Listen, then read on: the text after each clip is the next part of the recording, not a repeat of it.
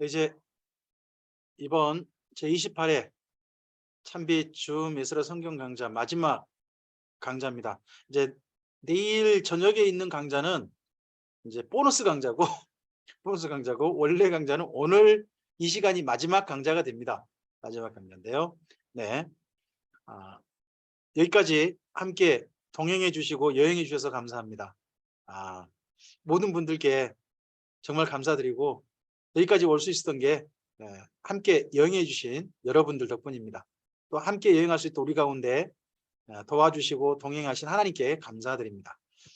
우리 성경 가운데 마지막 성경, 예수님께서 주님의 교회들에게 주신 마지막 사랑의 이야기, 요한계시록을 만나도록 하겠습니다. 네, 신수호 목사님 2개 읽어주실까요? 예수님은 사랑하는 교회가 일어난 일을 두려워하지 않고 오늘 성령의 도움받아 이기며 살아 그날 아버지의 집에서 반가이 만나자 하신다.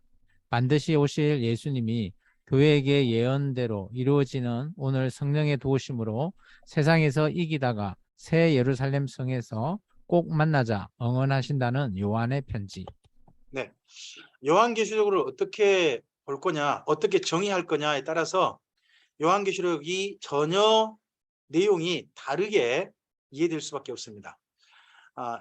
요한계시록을 영원한 만남을 위한 예수님의 편지로 본다면 예수님은요, 사랑하는 교회가 앞으로 일어날 일들, 예언된 일들을 결코 두려워하지 않고 언제?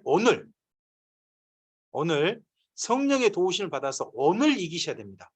오늘 이기고 살아서 그리고 언젠가 주님께서 약속하신 그날 아버지 집에서 반가이 만나자고 요한계시록을 통해서 예수님은 우리에게 말씀하십니다. 사도 요한도 그러한 예수님의 마음을 담아서 편지로서 예수님의 이야기를 교회에게 전달해 주었습니다. 요한계시록이 쓰여진 시기가 언제냐? 바로 여기 지금 파란색 이 시간입니다. 2차 기독교 박해 때입니다. AD 90년에서 96년 사이 도미티아누스 황제가 자기를 신으로 섬기라고, 자기를 신으로 숭배하라고 로마와 아시아의 에베소에다가 신전을 만들었습니다. 특히 에베소에. 그래가지고 그곳에 있는 사람들이 종교 대표자가 먼저 이 신전에 와가지고 절하게 하고, 그러면 그 종교 세력들에게는 소위 말해서 에베소하고 아시아에서 많은 걸 보장해주고 하는 그런 사건이 실제 있었습니다. 여러분 한 가지 기억하셔야 될 건요, 요한계시록 13장에 나오는 666표 있죠. 666표는 실제 있었던 사건입니다. 우리는 666이라고 이제 그렇게 돼서 이제 좀 상징적입니다만, 이때 도미티아누스가 종교단체가 와서 먼저 도미티아누스 황제 숭배 신전에서 절을 하면요, 그 신전 그 종교 세력들은 삶을 보장해 주었다고 합니다. 그런 내용이 나중에 여러분 저 요한계시록 13장 가보시면 그게 바로 666표예요. 종교와 종교로서 굴복하면 경제 생활이 보장되어지는 그런 내용이거든요. 그래서 이 요한계시록에 쓰여진 이 시기는요, 잘 보시기 바랍니다. 여기가 중요합니다.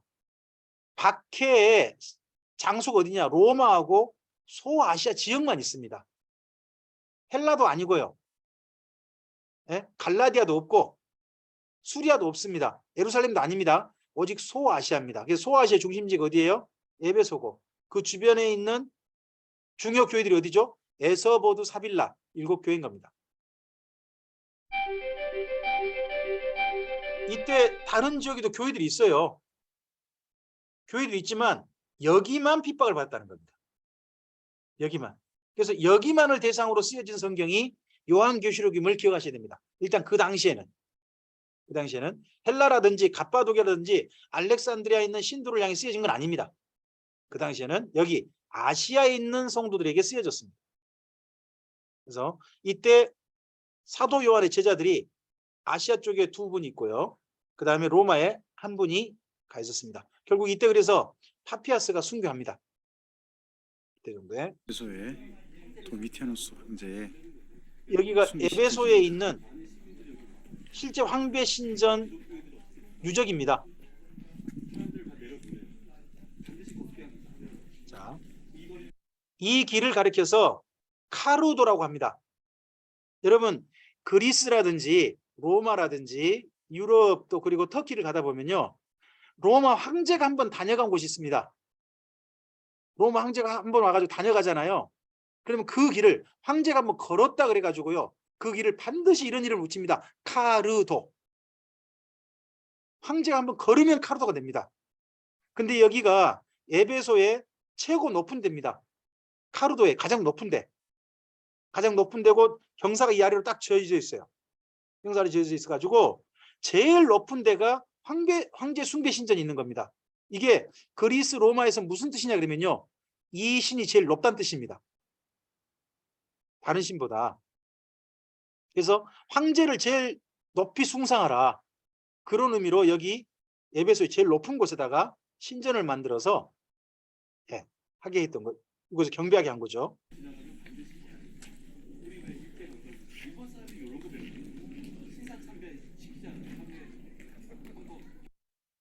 여러분 그래서 혹시 에베소의 유적지 가면요, 이 카르도 꼭 가시거든요.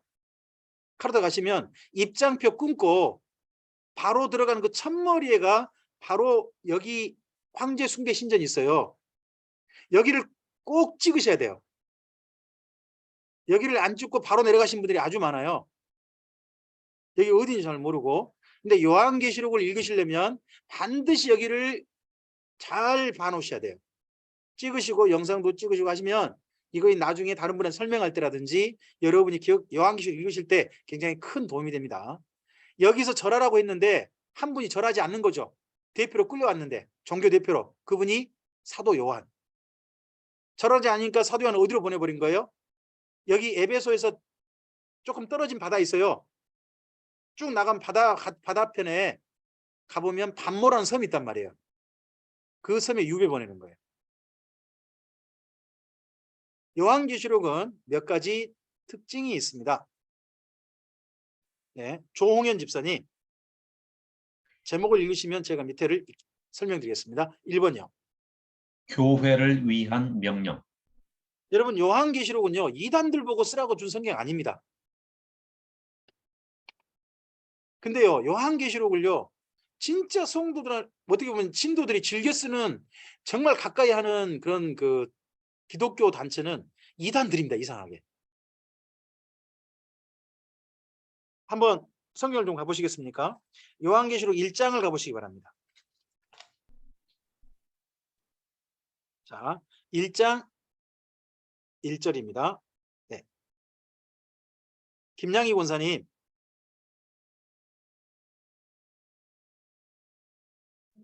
네, 빨리. 먼저 가볼까? 일자.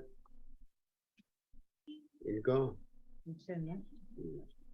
예수 그리스도 계시라. 이는 하나님이 그에게 주사 반드시 속히 일어날 일들을 그 종들에게 보이시려고 그의 천사를 그 종 요한에게 보내어 알게 하신 것이라. 네, 거기에서 아멘. 그 종들에게란 부분에 밑줄 그시기 바랍니다.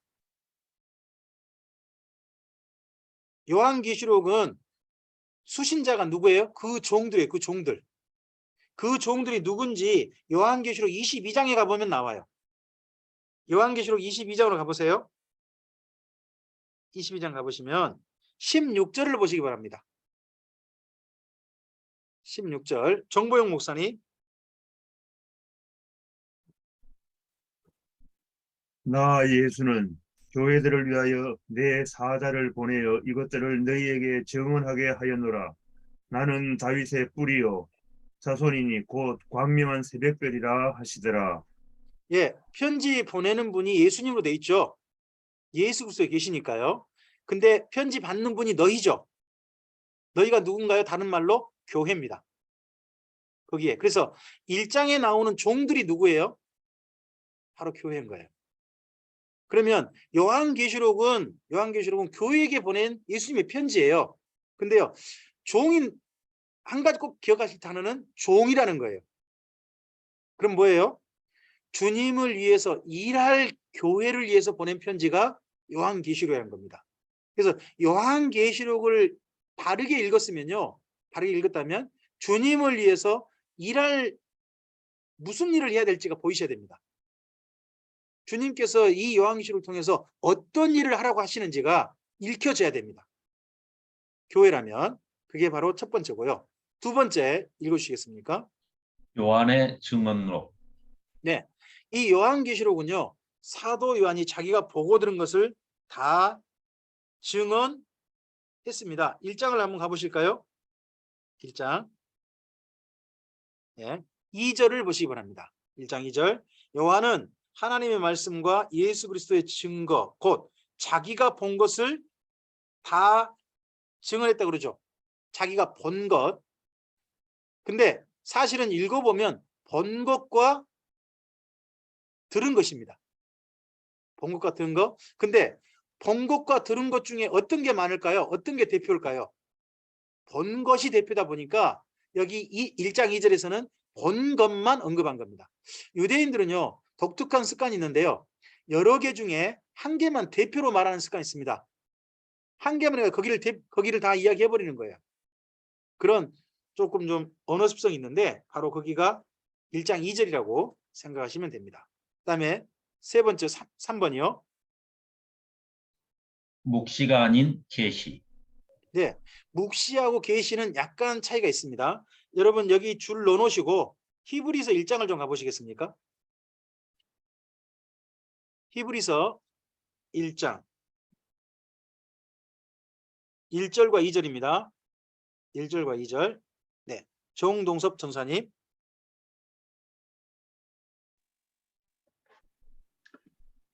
옛적에 선지자들 통하여 여러 부분과 여러 모양으로 우리 조상들에게 말씀하신 하나님이 이 모든 날 마지막에는 아들을 통하여 우리에게 말씀하셨으니 이 아들을 만유의 상속자로 세우시고 또 그로 말미암아 모든 세계를 지으셨느니라. 네, 거기 1절에 보시면 구약 성경은요. 선지자들을 통하여서 하나님이 말씀하셨는데 이렇게 하죠. 여러 부분과 여러 모양으로. 다 보이진 않았대요. 부분과 모양이라는 거예요. 이렇게 보이긴 보이는데 사실을 보여주셨는데 다 보이지 않고 일부만 보여주신 이걸 가리켜서 묵시라고 합니다. 묵시. 근데 신약 성경은 요한계시록이죠. 많은 분들이 특히 학자들이 요한계시록을 묵시록이라고 그렇게 표현을 해서 사실 신학교에서 가르쳐요. 그렇게 가르치는 분들 많이 만납니다. 그러나 요한계시록은 요한의 묵시라고 표현되지 않습니다. 그냥 계시라고 표현합니다. 예수 그리스도의 계시. 그러니까 이 표현이 구약의 묵시라는 단어를 가져온 거다 한다면 그렇겠습니다만 신약 성경에서는 좀 다른 의미로 이 단어를 쓰고 있다는 거, 다 보이시는 의미를 쓰고 있다는 거 기억했으면 좋겠습니다. 그러면 요한계시록에요. 요한계시록 보여주는 정도만 보시면 됩니다. 들려주신 정도만 그것만 되면 되지 그거 이상의 더 큰 의미가 없습니다. 충분히 요한계시록에 우리가 이해될 그런 내용으로 다 되어 있다 하는 게 3번입니다. 그래서 요한계시록에 아주 그냥 한 단어를 아주 신비한 뜻이 있는 것처럼 해가지고 해석해 가는 것은 자칫하면 위험할 수 있다는 겁니다. 네, 네 번째 읽으실까요? 교회를 위한 복음. 네, 요한계시록을 어떻게 읽을 것인가 이게 참 중요해요. 요한계시록은요. 교회를 위하여 주셨습니다. 물론 앞으로 이런 날이 있다라고 이야기합니다. 그럼 그런 날이 있으니까 도망쳐 숨으라고 합니까? 아닙니다. 1장 1절 바로 나오지 않습니까? 그런 날에 종으로 일하라는 겁니다. 그런 날에도 일하라는 겁니다. 1장의 주제가 뭡니까? 두려워하지 말라는 겁니다. 2장과 3장의 주제가 뭡니까? 이기라는 겁니다. 주님을 위해서 일하라는 겁니다. 그 다음에 장차될 일은 6장부터 22장까지인데 거기에 주제가 뭡니까? 복 있는 자가 되라는 겁니다. 그런 날에 복 있는 자가 되라. 그런 날에 모든 걸 다 통과해서 주님께서 준비하신 새 예루살렘 성에 도착할 사람들이 되라 하는 것이 요한계시록이지 앞으로 이런 날이 올 거니까 겁내라, 두려워해라, 어디 피해라, 숨어라, 이런 내용이 전혀 아니란 말입니다. 그래서 요한계시록은 교회에게 격려하는 말씀이다, 응원하는 말씀이다 하는 것을 꼭 기억하셔야 됩니다. 제가 한때 요한계시록을 잘못 설명해 가지고요, 제 딸이 요한계시록만 생각하면 겁이 난대요. 저는 그때 제가 잘 가르쳤다고 생각했거든요. 근데 알고 보니까 아주 엉터리 가르친 거예요. 요한계시록을 제대로 들으면 그런 날이 온다 할지라도 담대함이 생깁니다. 그런 날이 온다 할지라도 주님의 이름으로 사랑하는 사람이 될 것이고, 그런 날 속에도 복 있는 사람으로 인생을 살 겁니다. 그런 날 속에서도 주님이 가져오실 새하늘 새 땅에 예루살렘을 바라보게 될 거거든요. 그러한 성경으로 요한계시록을 읽으셔야 한다는 겁니다. 요한계시록 7화 원칙으로 한번 정리를 해봤습니다. 해보죠. 네, 이근교 장로님, 네, 음성을 켜시고요. 제가 앞에 여기를 하겠습니다. 뒤에를 좀 해주시겠습니까? 누가 요한에게 나타나신 예수님께서 어디서 반모섬에서 언제요? 2차 박해 도미티아누스 황제 때 누구에게요? 계시 대상인 종인 요한과 예수님의 교회에게 네, 무엇을요? 3가지 계시를 어떻게 해요? 아시아 7 교회에게 보낸 증언의 편지로 보내어 왜요? 읽고 듣고 지키어 복 있게 하시려는 복음서. 네, 맨 마지막 복음서라는 부분만 제가 설명을 드릴게요. 여러분, 사복음서는요, 사복음서는 요한복음만 빼면요 다 종말론이 들어있어요. 예수님의 종말론. 여러분, 마태복음은 24장 25장이 종말론이에요. 마태복음. 그리고 마가복음은 13장이죠. 누가복음은 21장입니다. 다 복음에 각각 보면 종말장이 반드시 들어가요. 근데요, 이상하게 요한복음에는 없어요. 이렇게 보시면 돼요. 요한복음에 종말복음은 한 장, 두 장으로 쓰는 게 아니란 겁니다. 아예 책 한 권을 쓴 겁니다. 요한계시록으로. 그러니까 요한계시록이 요한이 쓰는 예수님의 종말복음이다, 이렇게 이해하셔야 됩니다. 그러면 여러분, 이 표현을 잘 기억해 보시기 바랍니다. 복음이라면, 요한계시록이 복음이라면 요한계시록이 기쁜 소식이라는 뜻이죠. 성도들에게 주시는 기쁜 소식이어야 한다는 거잖아요. 요한계시록이 우리에게 주신 하나님의, 예수님이 주신 기쁜 소식으로 우리에게 들려져야 한다는 거예요. 그런 측면에서 요한계시록을 읽어보시라는 겁니다. 요한계시록에는 3가지가 쓰였습니다. 3가지. 앞에 제가 여기 밑에 장을 하겠습니다. 장을 하겠습니다. 그럼 위에를 여러분 읽습니다. 한 분이 좀 대표로 읽어주시고 여러분 함께 좀 읽어주시기 바랍니다. 네, 정보영 목사님께서 대표로 읽어주시고요. 제가 밑에 장을 말씀드리겠습니다. 1장이요. 문안인사 예배자 아니, 여기 제목만요. 1장이요. 본것. 네. 2장에서 3장이요. 이제 있는 일 네. 4장에서부터 22장이요. 장차 될 일. 네, 그렇습니다. 요한계시록은요 3가지입니다. 그가 본 것과 이제 있는 일과 장차 될 일을 기록합니다. 여러분 1장 19절을 가보시기 바랍니다. 요한계시록 1장 19절 화성동 목사님. 그러므로 내가 본 것과 지금 있는 일과 장차 될 일을 기록하라. 네, 거기에 1, 2, 3이라고 하시면 되겠죠. 예수님께서 반모섬에서 주일에 이 사도 요한에게 나타나셔가지고 요한계시록이라는 이 편지를, 계시를 주시면서 너는 3가지를 기록해라라고 하십니다. 그게 본 것, 이제 있는 일, 장차 될 일인데 제가 장으로 정리해 놨으니까 여러분이 장을 따라서 읽으시면 됩니다. 1장은 뭡니까? 1장은 그 당시 교회를 향한 이야기입니다. 지금 도미티아누스 황제의 박해 속에 있는 아시아 교회들이 꼭 봐야 될 내용입니다. 그게 1장.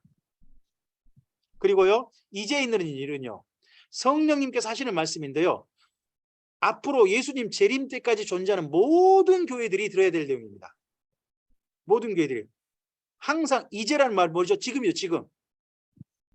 그럼 2장 3장은 뭔 말이에요? 지금 해야 할 일로 읽으시는 거예요. 지금 해야 할 일로.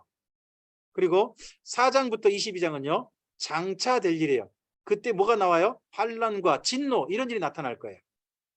그때 성도는 어떻게 살아야 되고 어떻게 내일을 준비해야 하는 거죠. 네? 그런 내용이 여기 요한계시록입니다. 그래서 요한계시록은 크게 정리하시면 됩니다. 내 본 것과 이제 있는 일과 장차 될 일이 기록된 성경이 요한계시록이다. 근데 내 본 것도 복음이요. 이제 있는 일도 복음이요. 장차 될 일도 예수님의 종말 복음이다. 이렇게 이해하시고 성경을 읽으시는 겁니다.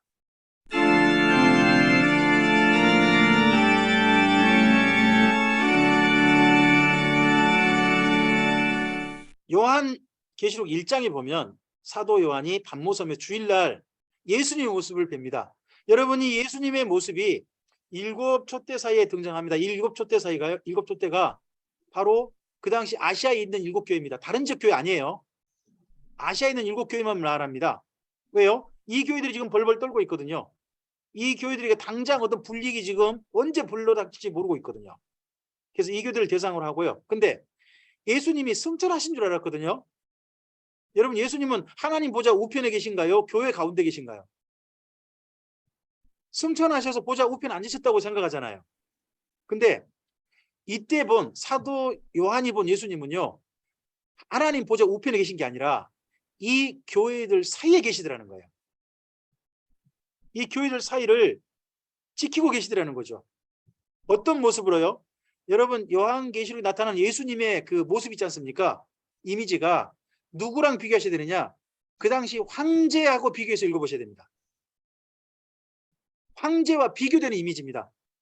지금 도미티아누스 황제가 자기가 신이라고 주장하고 이 아시아에 있는 사람들을 신적인 권위로 막 누른다고 그렇게 두려워 떠는 거거든요. 근데 정말 신이신 분, 하나님이신 분이 누구시다? 예수님이시다 하는 표현을 합니다. 그리고 여러분 여기 중요한 게 예수님께서 그 오른손에 7뼈를 붙잡았다는 게 참 중요합니다. 7뼈를 붙잡았다 이 이미지에서요.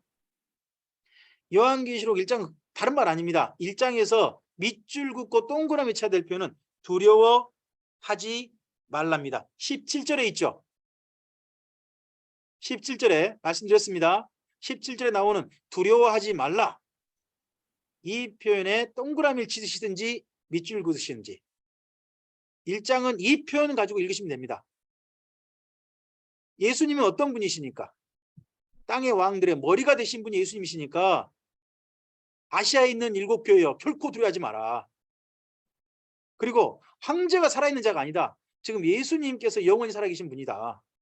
그러니까 아시아 7교회여 두려워하지 말라 하는 그런 내용으로 1장을 읽으시는 겁니다. 이런 가운데 특별히 두려워하지 말라 그러시면서 한 가지 오른손으로 붙드신 예수님을 이야기합니다. 이 세 군데의 말씀을 읽어보고 가도록 하겠습니다. 네. 종보영 목사님께서요. 이남교 목사님 죄송합니다. 이남교 목사님께서 시편 17편 7절 말씀을 읽어주시고요.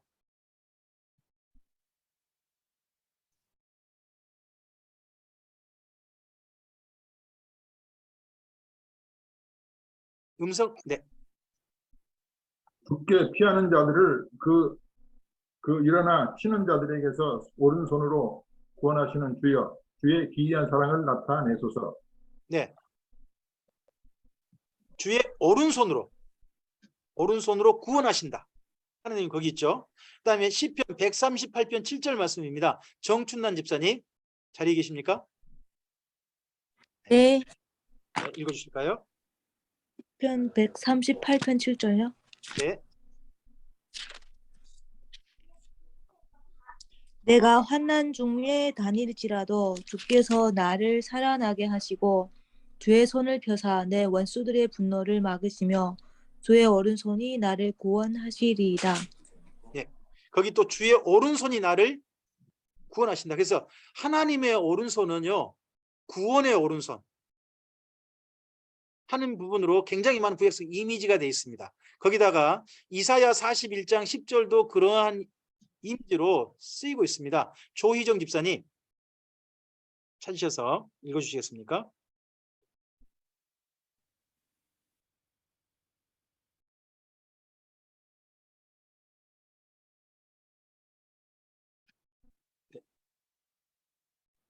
네. 두려워하지 말라. 내가 너와 함께 함이라. 놀라지 말라. 나는 내 하나님이 됨이라. 내가 너를 굳세게 하리라. 참으로 너를 도와주리라. 참으로 나의 의로운 오른손으로 너를 붙들리라. 네. 예수님께서 일곱 별이 일곱 교회의 그 지도자들이라고 표현이 되어 있거든요. 일곱 교회의 사자들이라고 표현하고 있어요. 그들을 왜 오른손으로 붙들고 있는 모습을 보여주신 거예요? 사도 요한 다음으로요. 그 다음 불이익을 당할 사람들이 각각 교회의 최고 지도자들일 거예요.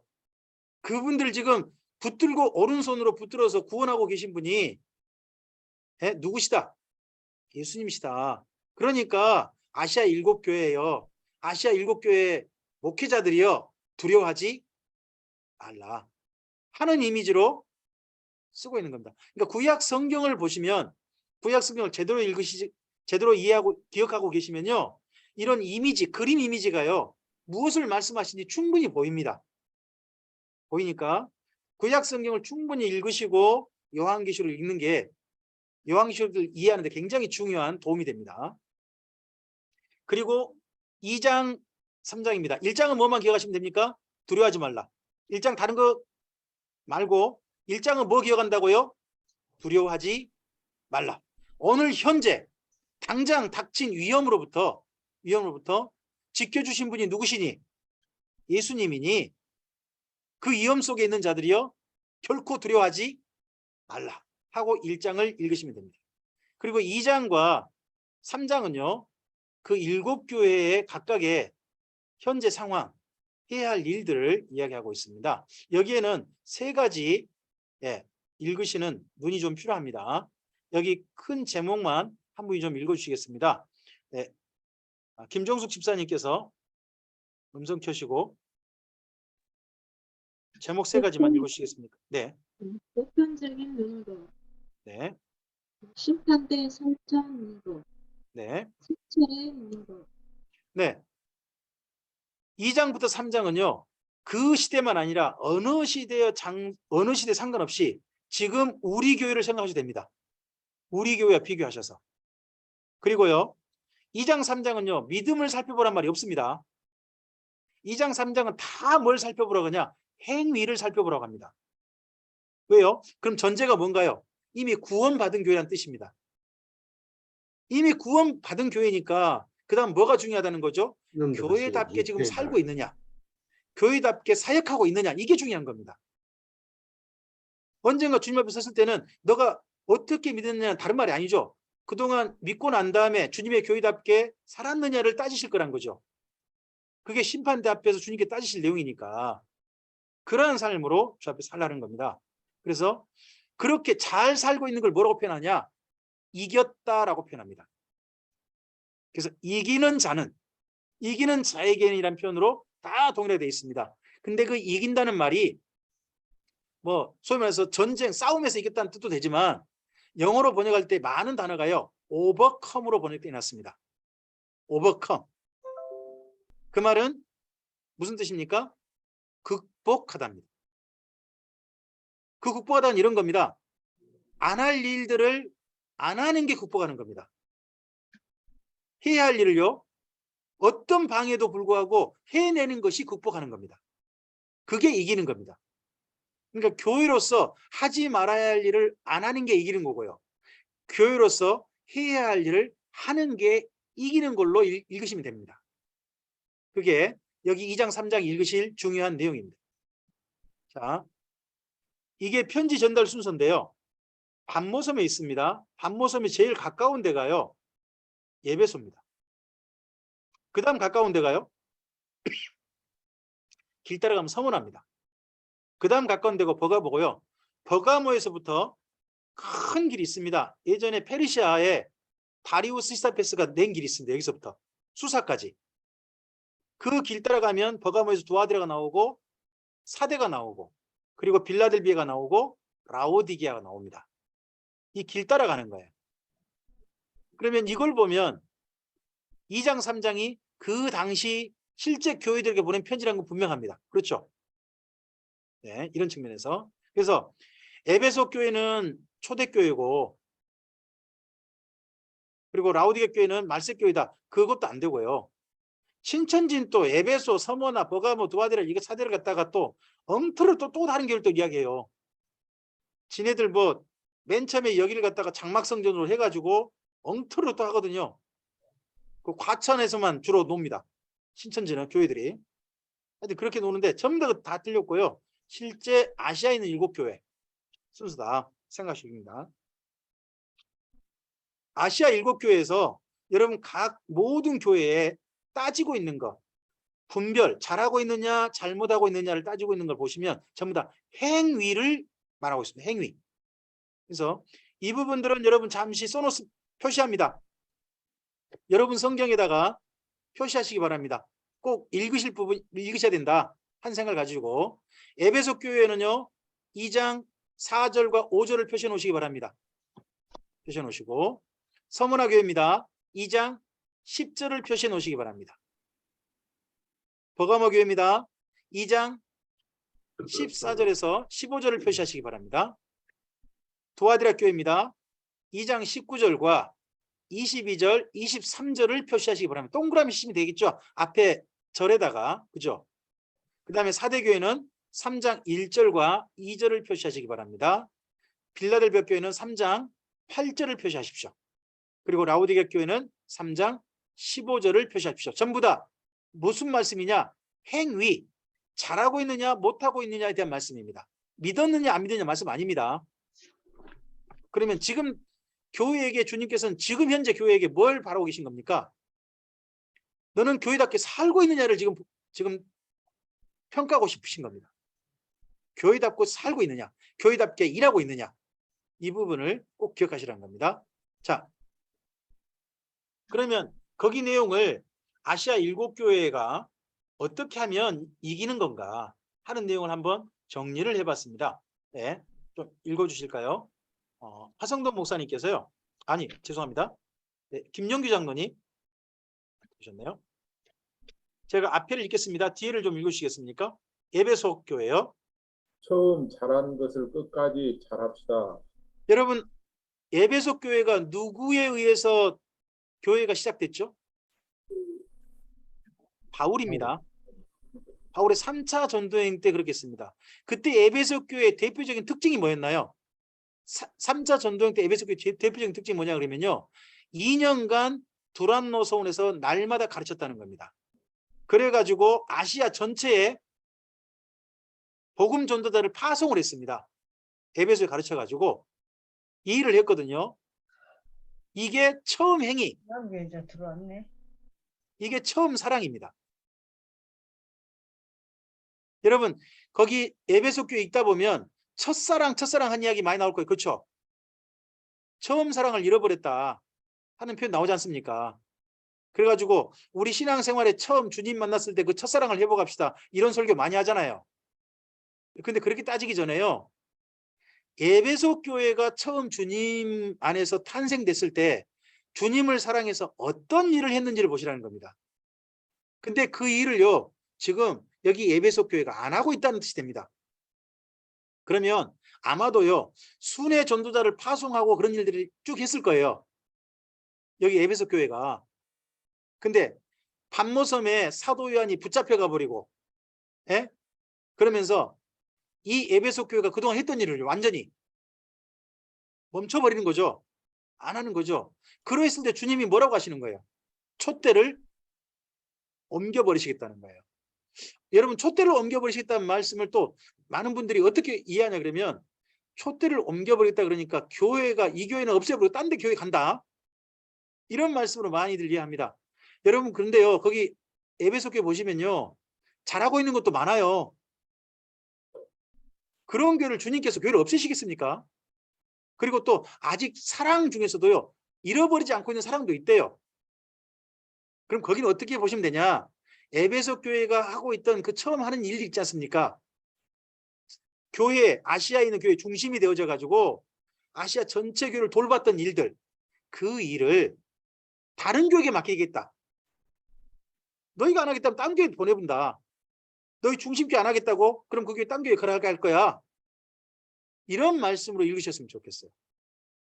교회를 없애겠다는 말씀이 아니라 그 부분을. 자, 그래서 처음 잘한 것을 끝까지 잘합시다. 자, 그 다음요. 서문화 교회입니다. 고난을 두려워하지 말고 죽기까지 충성합시다. 네, 거기 서문화 교회에 우리에게 유명한 말씀이 있습니다. 그 임직자들 밑에다가 꼭 써놓으신 말씀 있죠. 죽도록 충성하라 그러잖아요. 여러분 원래 그 죽도록 충성하란 말이면요, 죽기까지 충성하란 말입니다. 죽으라는 말입니다. 그게 내가 죽을 지경이 될 때까지 충성하란 말이 아니고요, 실제로 죽는 겁니다. 죽음도 피하지 말고 충성하라, 그런 말씀입니다. 그래서 서문화에서요, 이 죽음을 피하지 않고 끝까지 충성했던 분 한 분이 나왔죠. 그분이 폴리갑입니다. 그분이 나온 거죠. 그다음에 버가모입니다. 어떤 상황에서도 믿음을 지킵시다. 예, 버가모에서. 이 버가모가 어떤 도시냐 그러면요, 종교 도시예요. 종교. 우상 숭배 도시입니다. 우상, 뭔가 신전이 다 모여있는 도시예요. 이곳에서는 이 우상 숭배 안 하면 먹고 살기가 힘들어요.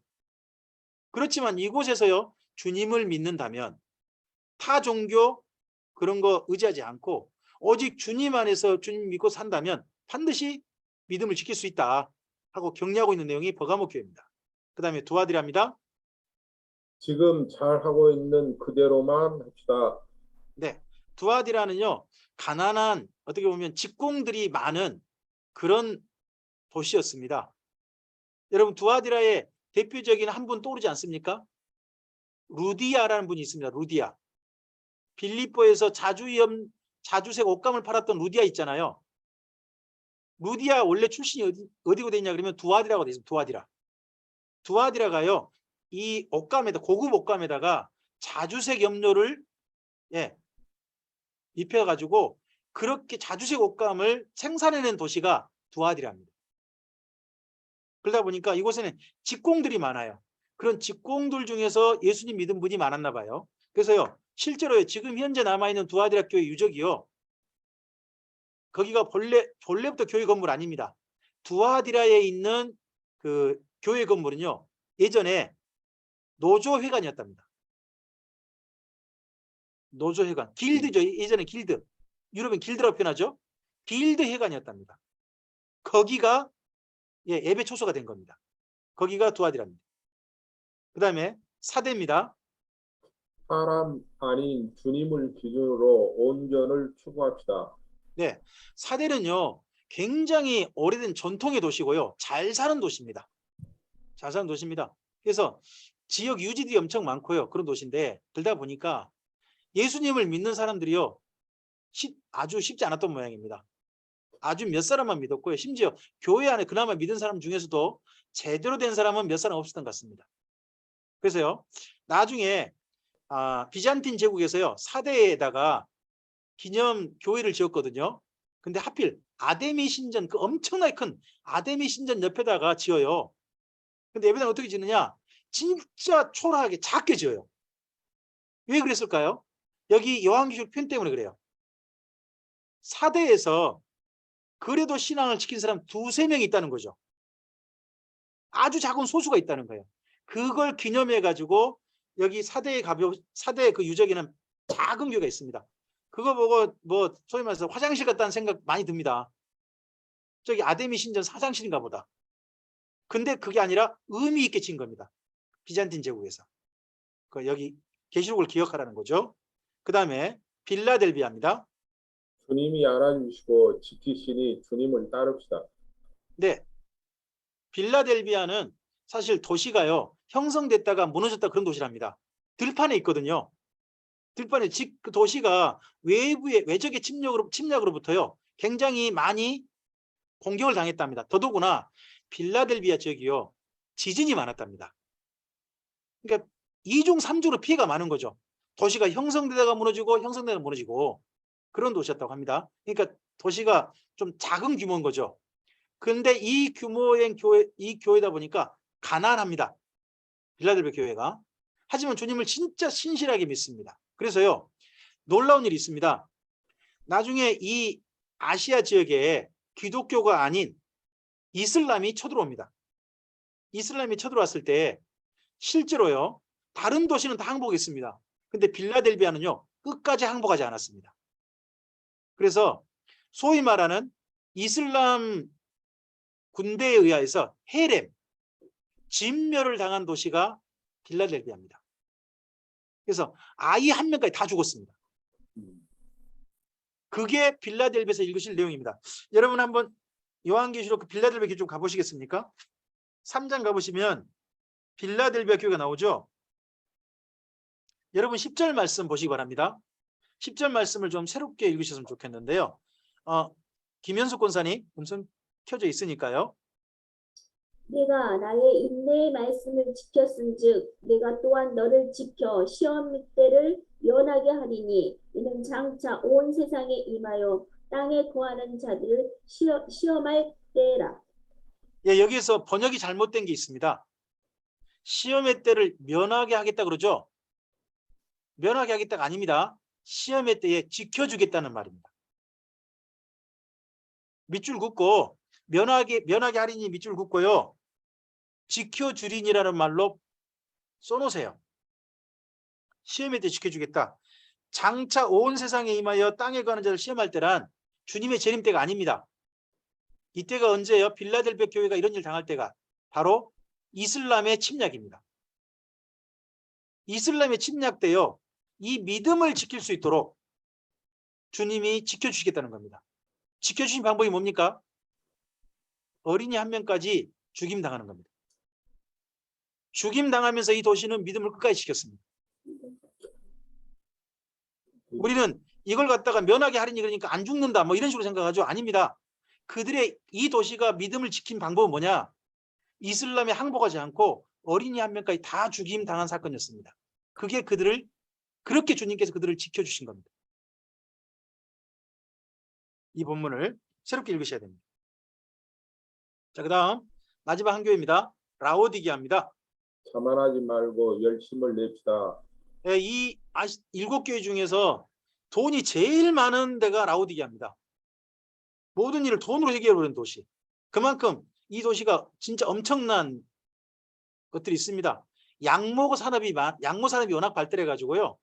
예, 그걸 돈 벌기도 하고요. 그리고 또 이곳에 안약이라고 하는 국제적인 제약회사가 있었답니다. 국제제약회사. 요즘 뭐 미국 그 제약회사도 돈 엄청 벌죠. 그죠? 코로나 백신 가지고 얼마나 돈 많이 벌어요. 그러잖아요. 근데 그거 그 당시 그런 그 제약회사가 라오디게아에 있습니다. 그래서 라오디게아는요, 돈을 주체하지 못했습니다. 그러다 보니까 이 돈을요, 이제 좀 저장 방법을 연구하게 됩니다. 그게 뭐냐 그러면요, 금괴를 만드는 겁니다. 금괴. 그래서 금융업이 발달했습니다. 이 도시는. 그래서 양모산업, 그리고 제약산업, 그리고 금융업, 이게 발달된 도시가 라오디게아입니다. 그러다 보니까 이들은 너무 잘 살다 보니까요, 예수님의 일도 다 돈으로 해결해 버리려고 합니다. 예수님을 통해서 일하는 게 아니라 돈을 통해서 모든 걸 다 일해 보려고 한 거죠. 그러다 보니까 이 도시가 문제가 생깁니다. 그런 내용으로 여기 라오디게아를 읽으시면 됩니다. 한번 교회들을 잠깐 좀 가볼까요? 여기가 에베소입니다. 에베소에 여기 서 계시는 두 분이 우리 교회, 네, 정현선 장로님 부부십니다. 함께 그때 가셨거든요. 그래서 배경으로 되어 있습니다. 에베소의 사도 요한 기념교회입니다. 비잔틴 시대에 만들어졌고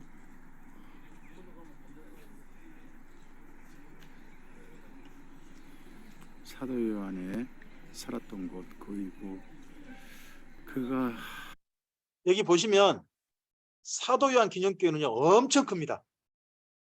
언덕 하나에다가, 작은 언덕 하나에다가 완전히 거기 전체가 한 기념교회로 만들었습니다. 비잔틴 제국에서 진짜 기념될 만한 그런 데를 만든 거죠. 그래서 지금도 유적이 상당히 남아 있고요. 이 안에는 심지어 뭐도 있느냐? 사도 요한의 무덤이 있습니다.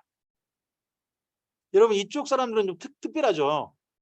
무덤 위에다가 예배당을 지어요. 그죠? 어떻게 할까요?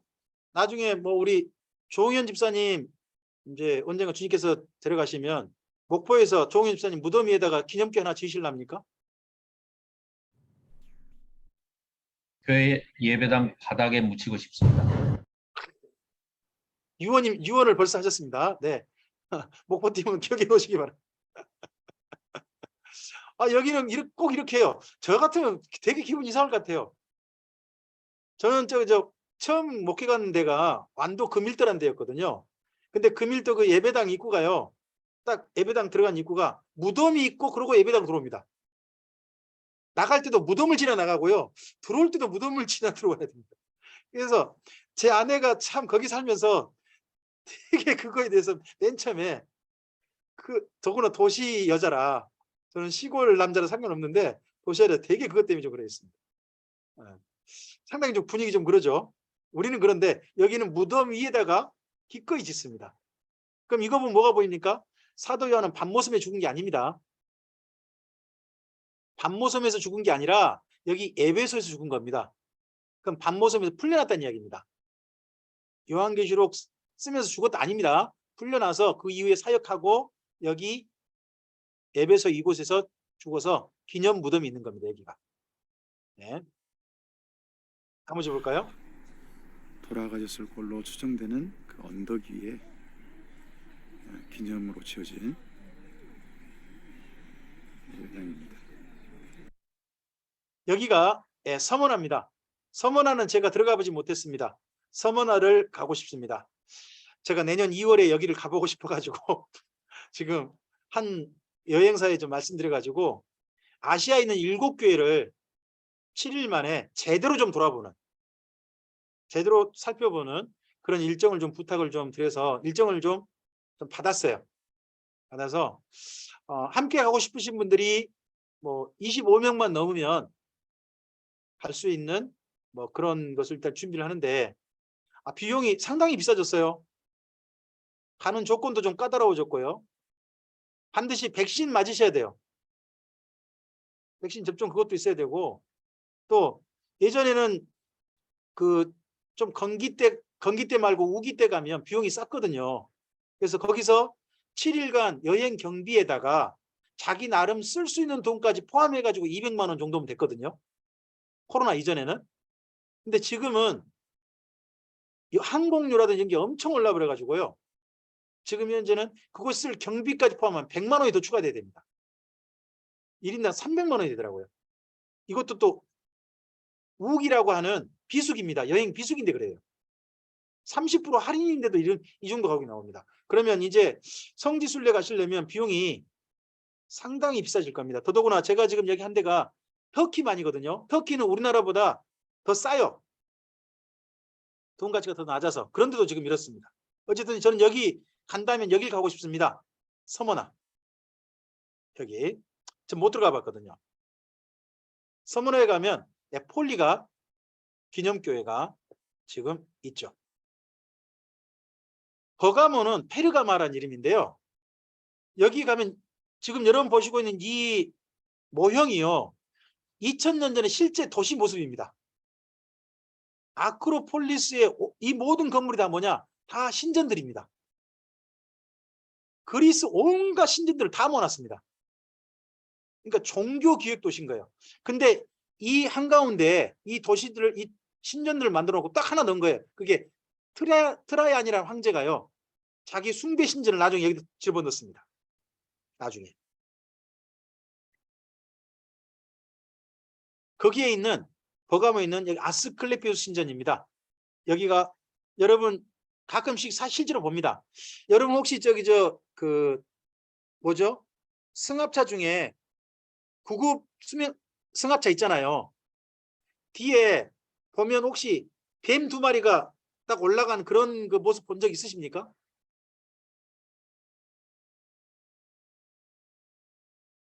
그게 여기 아스클레피우스 신의 상징입니다. 모세 같은 높임 아닙니다. 그거 높임 아니고 여기 그리스 로마 신화의 아스클레피우스 신입니다. 구렁이 신이에요. 근데 여기가 로마에 있는 최대 의과대가 있는 데입니다.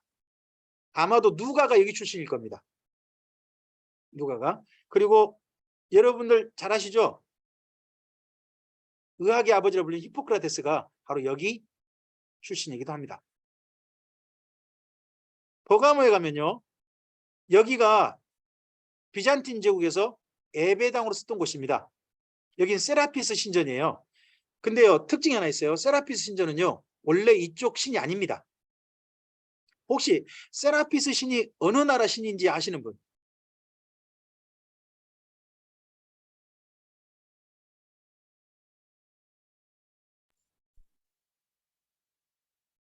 디도가 사역했던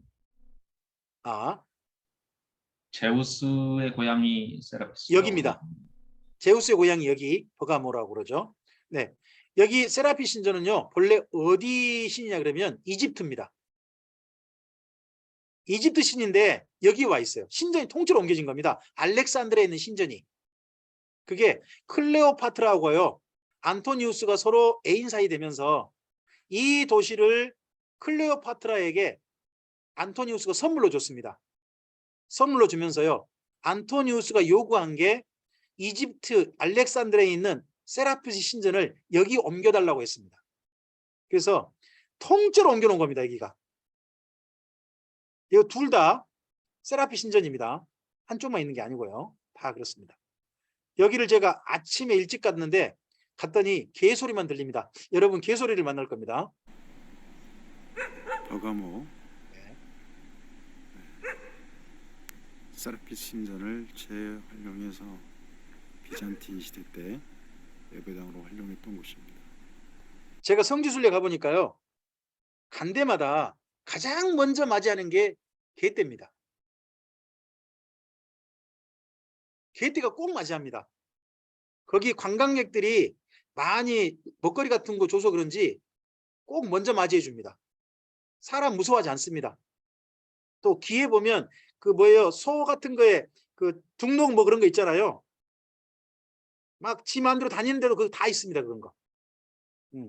그런 개떼가 먼저 세라피스 신전에 버가모 이 유적지에 먼저 와서 우리를 기다리고 있더라고요. 이렇게.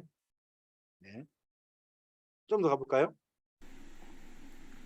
이집트 신전인데 이곳에 세워져 있었고 이것을 예배당으로 사용했습니다. 세라피스 신은요, 지혜, 지식의 신입니다. 지혜, 지식의 신. 그래서 여기에는요, 알렉산드리아에 있던 그 가장 중요한 문서들, 양피지에 쓰여진 그런 문서들이 8만 권이 저장된 그런 곳이었다고 합니다. 그래서 로마 지식층들이 공부하고 싶다 그러면 여기를 와야 되는 거죠. 그런 곳이 또한 여기 버가모에 있었습니다. 그래서 버가모는요, 가면 딴 데 안 갑니다. 이 신전들만 찾아다녀야 됩니다. 버가모는 도시가 어떤 도시인지 이런 걸 아시고 이런 걸 보시고 난 다음에 요한계시록의 버가모 이야기를 읽으셔야 됩니다. 세상에 이런 신전들이 많은 도시에서 기독인들이 어떻게 살았단 말인가 한 생을 가지고 버가모 교회 이야기를 읽으셔야 되는 거예요. 여긴 두아디라입니다. 말씀드렸던 것처럼 염료 공장이 있었고요. 지금 뭐 이 뒤에 보이는 여기가 원래 노조회관, 길드회관이었던 곳입니다. 두아디라 교회 유적지입니다. 염료 공장이 많았던 곳에, 그리고 빌립보에서 자주 장사를 했던 루디아의 고향이기도 합니다. 두아라고 하는 공주 때문에 생긴 마을이고, 이곳에서 공장 같은 거 일했던 분들이 이곳에서 신앙생활을 시작했고, 그래서 특별히 교회했습니다.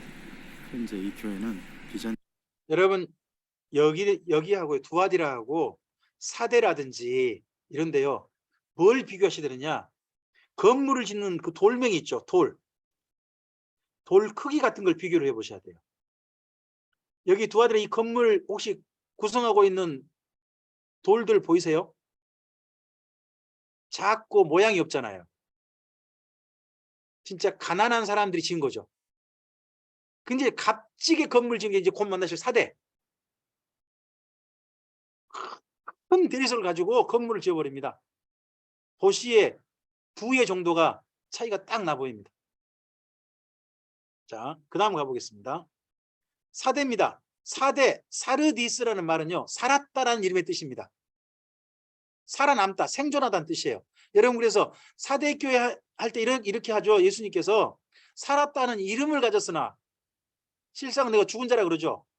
이 도시 이름과 관련됩니다. 도시 이름이 생존하다, 살았다 하는 이름의 뜻이거든요. 여기가 4대 교회가 있는 바로 옆에 아데미 신전이 있는 데입니다. 사대입니다. 여기가 아데미 신전 옆에 작게 지었던 예배당입니다.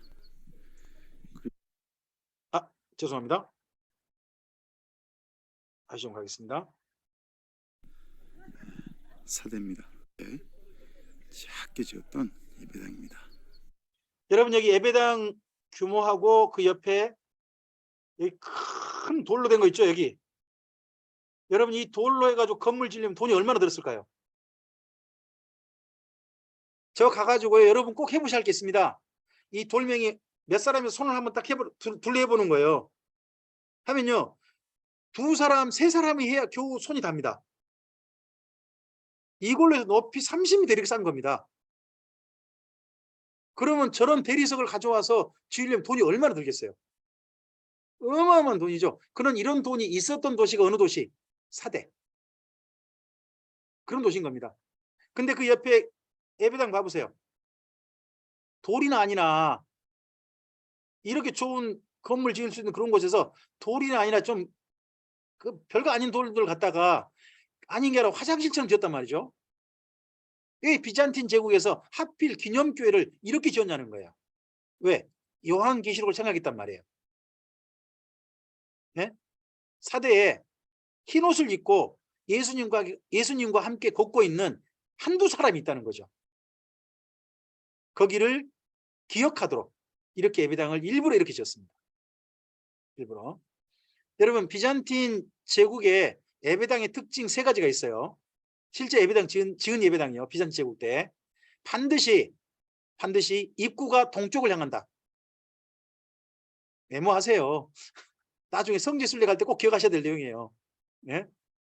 자, 비잔틴 제국 때 만든 예배당은 입구가 반드시 동쪽을 향한다.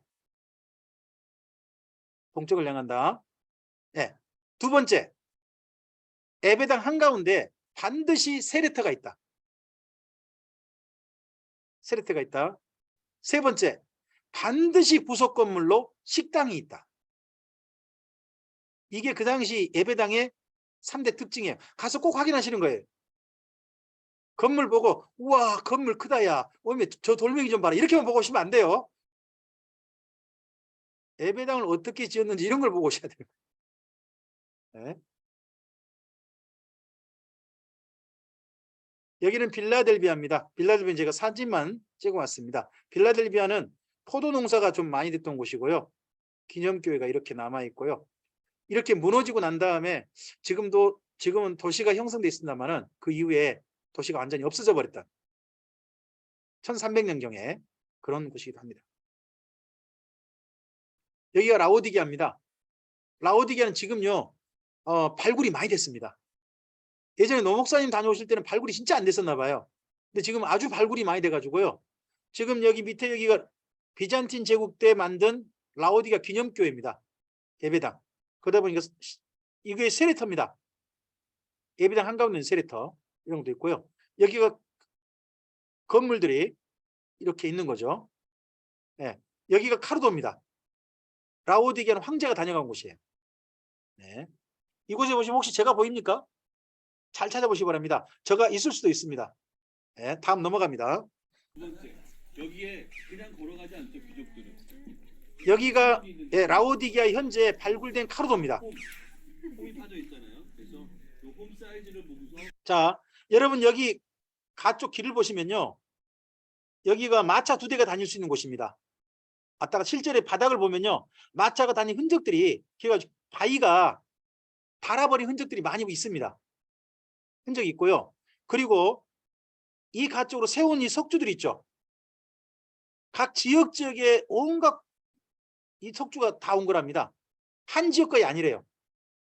로마 곳곳에 중요한 도시의 석주들이 석계석이라든지 이런 중요한 아름들이 그런 돌들이 다 와 있다고 합니다. 그럼 이 옆에가 뭘까요? 이 길 있는 옆에 여기가 상가랍니다. 상가에서 이 석주 안쪽으로는 여긴요 테이블이 있어서 커피 마실 수 있는 데랍니다. 그리고 이 너머 있지 않습니까? 이 돌단 이 너머가 상품 진열한 곳이랍니다. 그래서 손님이 오면 상품을 보인 게 아니라 손님이 오면 먼저 차 한잔 대죠. 그리고 이야기 나눈 후에 상품 보게 하는 이런 식의 구조가 되어 있습니다. 여러분 이걸 나중에 빌립보라든지 이런 데 가실 때도 꼭 보셔야 됩니다. 여기 카르도는요 다르게 말하면 아고라라 합니다. 아고라. 이런 것도 기억하시고 가시면 좋습니다. 말 하나가 지나가느냐, 말 2개가 지나가느냐를 알 수 있는 거예요. 말 2개가 지나가면 폭이 넓어야 되잖아요. 그리고 말이 하나가 지나가면 작아요. 말 하나가 지나가면 여기 라오디게아 바로 옆에가요 2 도시가 있습니다. 하나는 골로세가 있고요. 하나는 히에라볼리가 있습니다. 히에라볼리는 지금은요 이름이 파무칼레라고 하거든요. 파무칼레.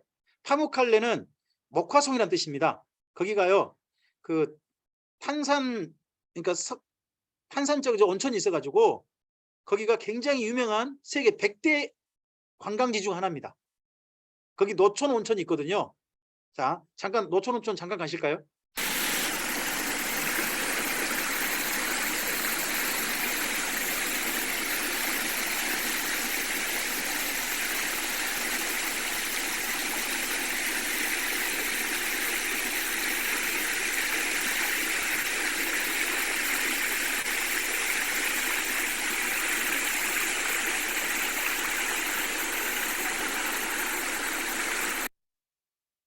우리가 갈 때가 이때 겨울입니다.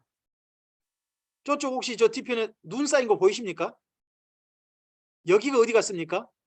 여기가 바로 골로새입니다. 골로새. 이쪽에 쌓인 눈이 녹아 흘러서 내려오는 찬물이 내려오는 거죠. 여기 이 물은 지금 무슨 물인지 아시겠습니까? 온천수예요.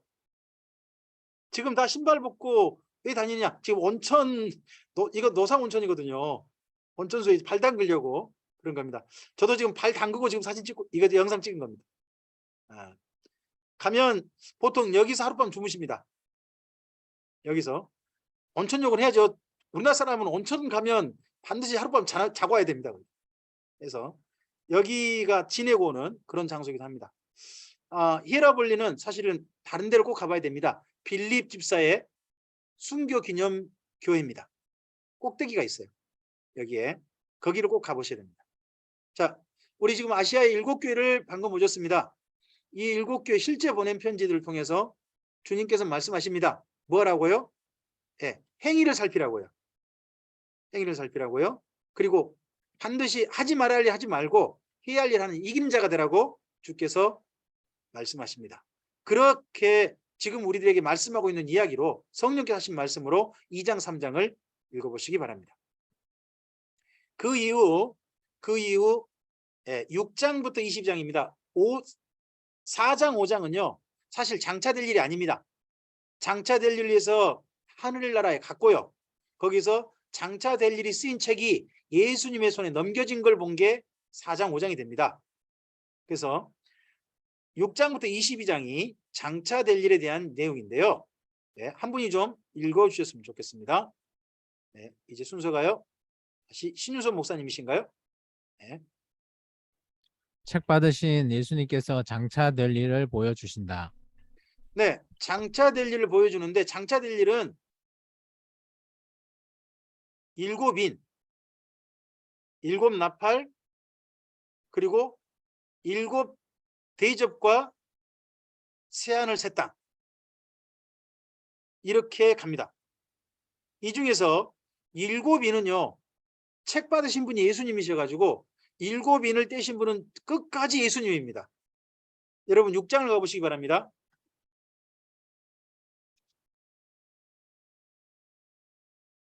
계시록 6장부터 8장 1절까지 여러분 인을 뗀다라는 표현이 나올 거예요. 그죠? 6장부터 6장 1절에 보시면 여러분 존칭어로 써진 거 보이십니까?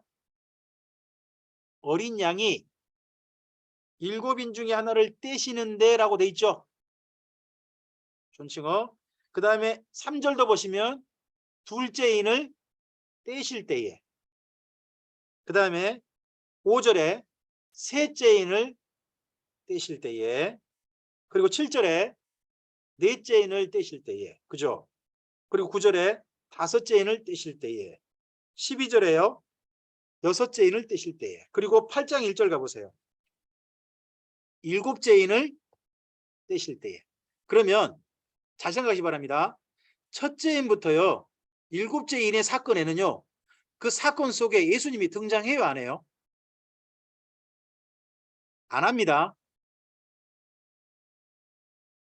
그 사건을 열어주는 분이 누구예요? 예수님이 열어주세요. 등장하는 건 예수님이 아니에요. 그 안에 흰말 탄자가 나오건 어쩌건 간에 예수님 아니란 말이에요. 기억하세요? 예수님은 뭐하고 계신다? 7인 뗄 때까지는 인 떼고 계신다. 그 안에 등장하는 누구도 예수님은 아니다 하고 이 첫째부터 7째, 특히 6째까지는 읽으시는 거예요. 여기까지는 그렇게 읽으시면 됩니다. 그리고 7 나팔과요 7 대접은 천사가 담당합니다. 그래서요 여러분 7 나팔 부를 때 봐보십시오. 8장 넘어가 보시면 천사가 그냥 나팔을 받았고요, 나팔을 불기를 준비했고요, 그리고 7절 보시면 첫째 천사가 나팔을 분이죠. 그냥 나팔을 부신이라는 그런 뭐 존칭으로 쓰이지 않았잖아요. 그래서 예수님과 갖다 구분해서 써놨습니다. 이런 부분도 그래서 요한계시록 읽으실 때 참고해서 읽으시고, 예수님의 등장 시기는 결국 그래서 7째 나팔이 불릴 때 그때 등장하십니다. 그런 부분도 참고해서 읽으시기 바랍니다. 자, 크게 이렇게 읽으시면 됩니다. 장차될 일은 7인, 7 나팔, 7 대접과 새하늘 새 땅, 이렇게 정리하시면 됩니다. 크게 머릿속에 담으실 때. 이리로 올라오라 하십니다. 4장에서. 4장은 장차될 일 아닙니다. 장차될 일을 보여주시려고 올라오라고 하신 겁니다. 4장은 장차될 일로 읽지 않습니다. 준비 과정이죠. 4장에서 본 게 뭡니까? 4장에서는 장차될 일을 보러 올라갔다가 먼저 하늘나라 구경했다는 겁니다. 하나님 보좌 주변을 구경했다는 겁니다. 여러분 혹시 어떤 분들이 하나님 뵙고 왔다 하는 분들 있잖아요. 간증하신 분들 있잖아요. 그분들 이야기하시면 꼭 4장 여기 광경하고 비교해서 들어보셔야 돼요. 사도 요한이 본 이 광경이 전 진짜 광경이라고 보거든요. 하늘나라. 여기하고 닮으셨으면 아 그분 천국 갔다 왔나 보다, 하나님 나라 갔다 왔나 보다 하고 생각하면 된다고 봅니다. 그리고 5장 1절을 가보실까요? 5장 1절 네, 말씀 읽어주셨으면 좋겠습니다. 네. 이남교 목사님 5장 1절 말씀 부탁드립니다. 내가 봄에 보좌에 앉으신 이의 오른손에 두루마리가 있으니 안팎으로 떴고 7인으로 봉하였더라. 장차될 일을 보여준다고 해가지고 올라갔습니다. 근데 보니까 사도 요한이 보니까 이 보좌에 앉으신 하나님의 손에 들린 이 두루마리가 장차될 일인 겁니다. 저걸 펴야 장차될 일이 어떻게 될지를 보는 겁니다. 근데 이게 이 책을 누가 펼 거냐 했는데 아무도 나타나지 않았다는 겁니다. 근데 누가 폈다는 겁니까? 여러분 4절 5절을 보시기 바랍니다. 4절부터 6절까지 4절부터 6절까지요. 네, 화성동 목사님께서 읽어주시겠습니까? 그 두루마리를 펴거나 보거나 하기에 합당한 자가 보이지 아니하기로 내가 크게 울었더니 장로 중에 한 사람이 내게 말하되 울지 말라. 유대 지파의 사자 다윗이 뿌리가 이겼으니 그 두루마리와 그 7인을 떼시리라 하더라. 내가 또 보니 보좌와 내 생물과 장로들 사이에 한 어린 양이 서 있는데 일찍이 죽임을 당한 것 같더라. 그에게 7뿔과 7눈이 있으니 이 눈들은 온 땅에 보내심을 받은 하나님의 7영이더라. 아멘. 7절까지 부탁드립니다. 7절이요. 그 어린 양이 나와서 보좌에 앉으신 이의 오른손에서 두루마리를 취하시니라. 네, 어린 양이 예수님이시죠. 예수님께서 그 장차될 일을 취하셨다는 겁니다. 그러면요, 장차될 일은 앞으로 주님의 재림 직전에 일어날 모든 일들은요, 예수님의 지휘 아래에서 모든 일이 이루어지는 겁니다. 그게 여기 요한계시로 나타나는 중요한 일입니다. 우리가 장차될 일은 예수님의 손에서 예수님의 승인하에 모든 일이 이루어진다 하는 것들을 기억하고 장차될 일을 우리가 맞아들이는 겁니다. 자, 그 장차될 일이 드디어 예수님 손에 들려서요 펼쳐지기 시작합니다. 그게 뭡니까? 7인입니다. 7인은 4가지 색깔의 말이 첫째 등장하고요, 넷째까지. 5째일 때 순교자의 제단이 등장해요. 그리고 6째일 때 하늘에 별들이 떨어진 사건 나오고, 7째에는 사건이 있지 않습니다. 7째에는 7 나팔 사건 전체를 가지고 나옵니다. 왜냐, 여러분 옛날 두루마리는 봉해져 있습니다. 묶여 있어요. 돌돌 말려 있어요. 말려 있으면 실제 내용을 보려면 어떻게 되면 펴야 되지 않습니까? 그러면 이 봉인된 걸 다 해제해야 됩니다. 풀어야 됩니다. 매듭으로 묶어 있거나 촌농으로 붙여놓거나 그랬거든요. 그걸 다 떼내야 되거든요. 그래서 인을 뗐다라고 하죠. 여기에 인을 뗐다. 그러면 요즘 같은 뭘까요? 스티커를 붙였다. 스티커 7개를 붙였다는 겁니다. 그래서 7번째 스티커를 폈더니 마침내 어떻게 됐다? 드디어 속의 내용이 읽어졌다 하는 겁니다. 우리 같으면 뭡니까? 여러분 요즘 성경책 있죠? 성경책 맨 처음 구입하실 때 여기 지퍼 잠겨 있죠? 지퍼 잠겨 있죠? 성경책 읽으시려면 어떻게 해야 돼요? 지퍼를 다 열으셔야 되죠. 그런 것 똑같은 게 7인이라 생각하시면 됩니다. 그래서 7인은요, 이렇게 생각하십시오. 7인은 장차될 일 아닙니다. 장차될 일 이전에 장차될 일입니다. 이걸 보고 예비 장차될 일이라고 하면 예비 장차될 일. 이제 시작. 그쪽이 내용인 겁니다. 실제 장차될 일은, 정말 말씀하고 싶은 장차될 일은 7 나팔입니다. 7 나팔 사건, 거기에요. 4가지 말에 대한 이미지는 여러분 이게 전쟁의 시작인 겁니다. 전쟁. 맨 처음에 이 땅에 평화 시대가 있습니다. 근데 이기고 이깁니다. 한 나라나 어떤 사람이 나타나 가지고요, 지구상에 전쟁을 자꾸 일으키고 이기고 또 이겨서 자기 세력을 넓혀가면요, 주의 깊게 보셔야 됩니다. 여러분 요즘 전 세계 나라들 가운데서 지금 전쟁 벌이고 있는 나라가 보이시죠? 러시아 있잖아요. 또 전쟁 벌이고 있는 나라가 실제 어느 나라예요? 중국이에요. 중국이 곳곳에 전쟁 벌이고 있어요. 또 한 나라가 있어요. 미국이에요. 여러분 그런 나라를 주의 깊게 보시라는 거예요. 그런 나라들 중에 일이 있다가 마침내 2번째 말이 뭐냐 그러면 큰 칼이에요. 큰 칼. 구약 성경에 칼과 기근과 연병이 있었죠. 칼과 기근과 전염병, 그게 하나님의 재앙이잖아요. 그 칼이 뭔가요? 전쟁이에요. 근데 큰 칼이면 뭐겠어요? 큰 전쟁이죠. 어느 정도요? 땅 4분의 1이 휩쓸린대요. 여러분 현재 지구상에 사람들이 사는 땅 있잖아요. 사람들이 사는 땅의 4분의 1이 전쟁에 휩싸인다면 어느 정도 규모인가요? 우크라이나 갖고는 안 되잖아요. 그죠? 더 엄청난 땅이 전쟁에 휩싸일 거예요. 지구상의 4분의 1일 테니까. 여러분 그런 전쟁이 앞으로 나타나면요. 아, 주님의 재림이 가까웠구나 생각하십니다. 그게 이겁니다. 여러분 전쟁이 있으면 반드시 뭐가 있습니까? 이기고 짐이 있죠. 이기는 나라 있고 지는 나라 있지 않습니까? 그죠? 이기는 나라는 그나마 생존합니다. 근데 지는 나라가 겪는 일이 뭐죠?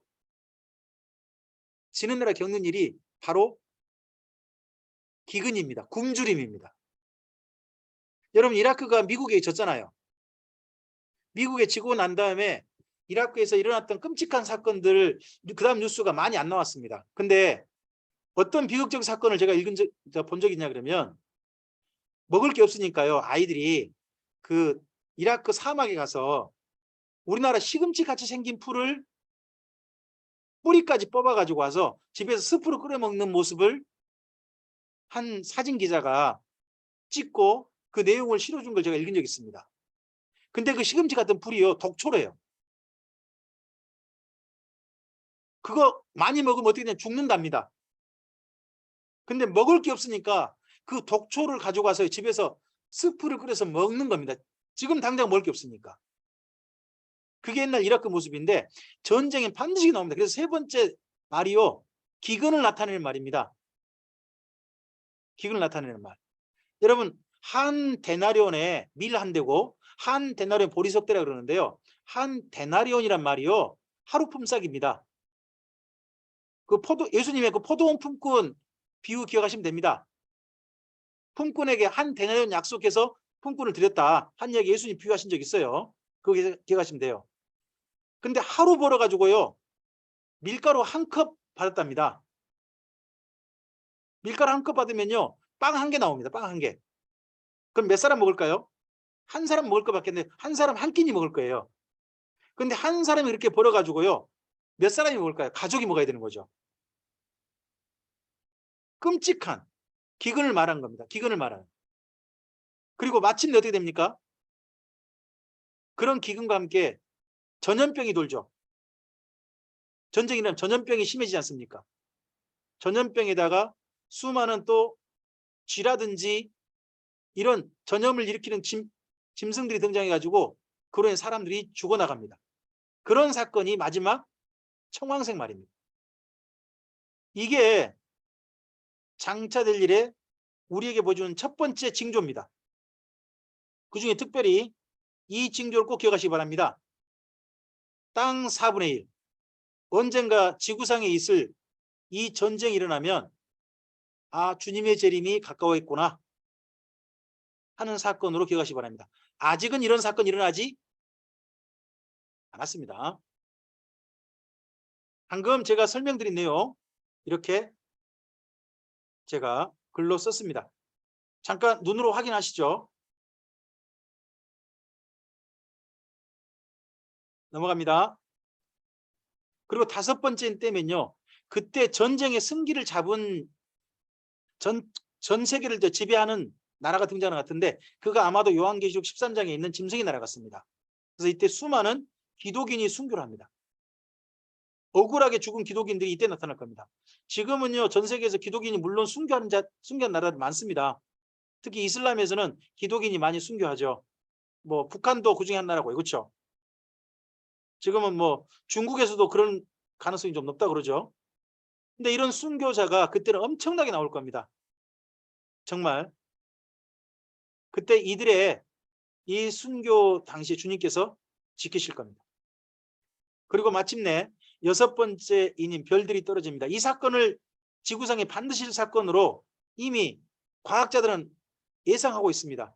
앞으로 인류가 멸망한다면 하늘에 별이 떨어진 사건일 것이다 하고 이미 예상하고 있어요. 왜요? 과거에 이런 사건이 있는 게 지구에 흔적이 있단 말이에요. 흔적이 있습니다. 그래서 여러분 두 번째 예수님의 재림 사건이 가까웠다.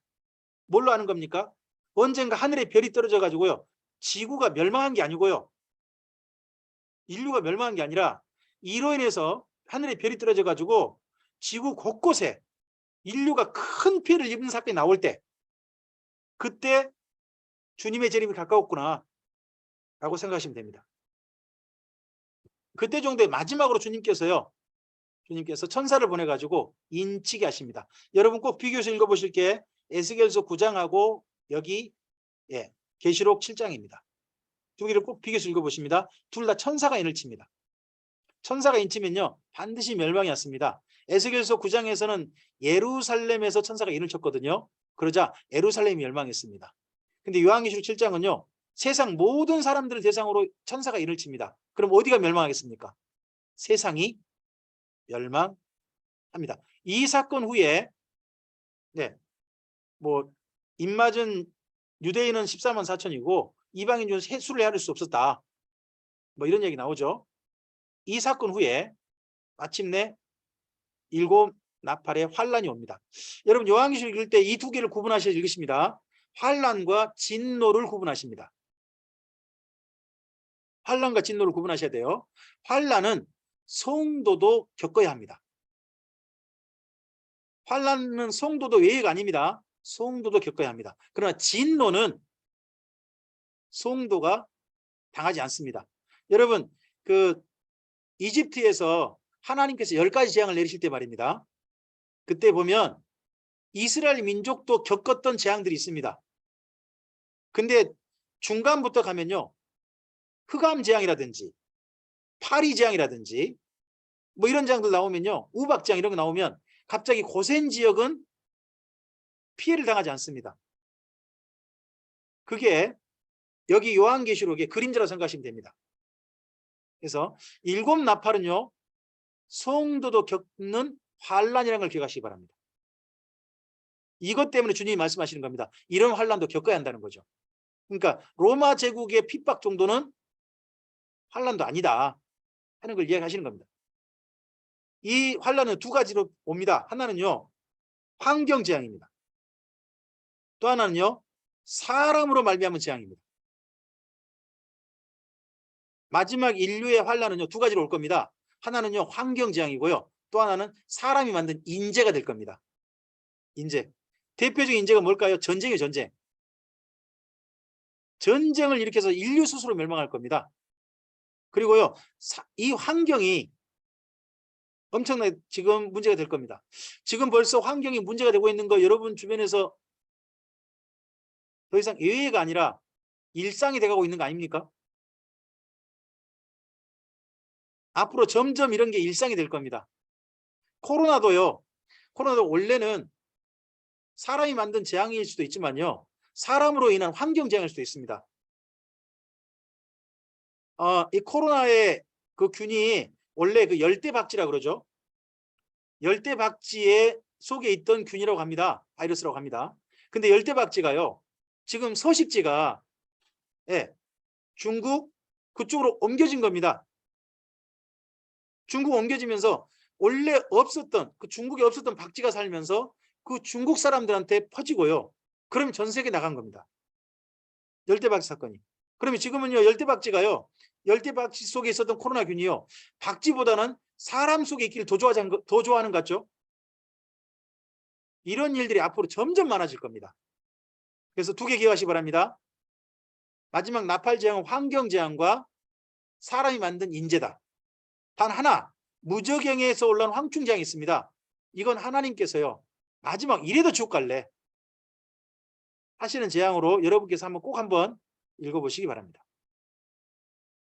이런 사건 후에 10장에 있는 부분은 여러분 표시를 좀 하셨으면 좋겠습니다. 10장에 표시 안 하신 분 있으시면 표시하십시오. 10장을 좀 가실까요?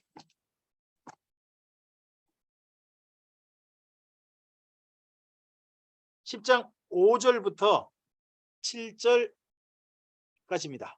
5절부터 7절까지. 정동섭 전사님 부탁드릴까요?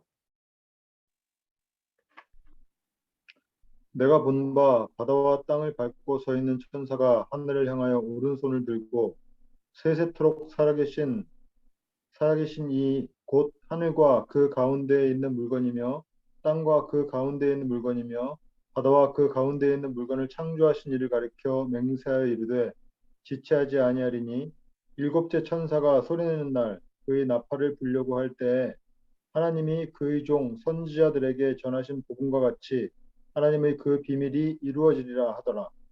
네, 감사합니다. 여러분 그 중에서 5절, 6절 있죠? 5절, 6절 옆에다가는 다니엘서 12장 7절이라고 써놓으시겠습니까? 5절, 6절 옆에다가는 다니엘서 12장 7절하고 나중에 비교해서 읽어보십니다. 써놓으시기만 하면 안 되고요. 비교해서 읽어보시는 겁니다. 나중에. 그리고 거기 7절 옆에 거기다가 지금 파워포인트 장면에 보이는 말씀들 있죠? 말씀들 안 쓰신 분들은 이 파워포인트 장면에 보이시는 말씀들을 거기 7절 옆에다가 써놓으시고 비교해서 읽어보십니다. 일곱째 천사가 소리내는 날 그의 나팔을 불려고 할 때에 하나님이 그의 종 선지자들에게 전하신 복음과 같이 하나님의 그 비밀이 이루어지리라 하더라. 이 말씀과 제일 유사한 말씀을 좀 가보겠습니다. 예, 고린도전서 15장입니다.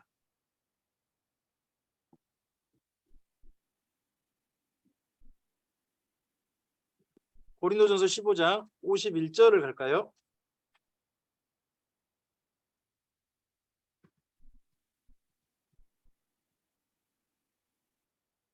(51절) 52절을 보시기 바랍니다. 51절 52절. 네. 정춘난 집사님.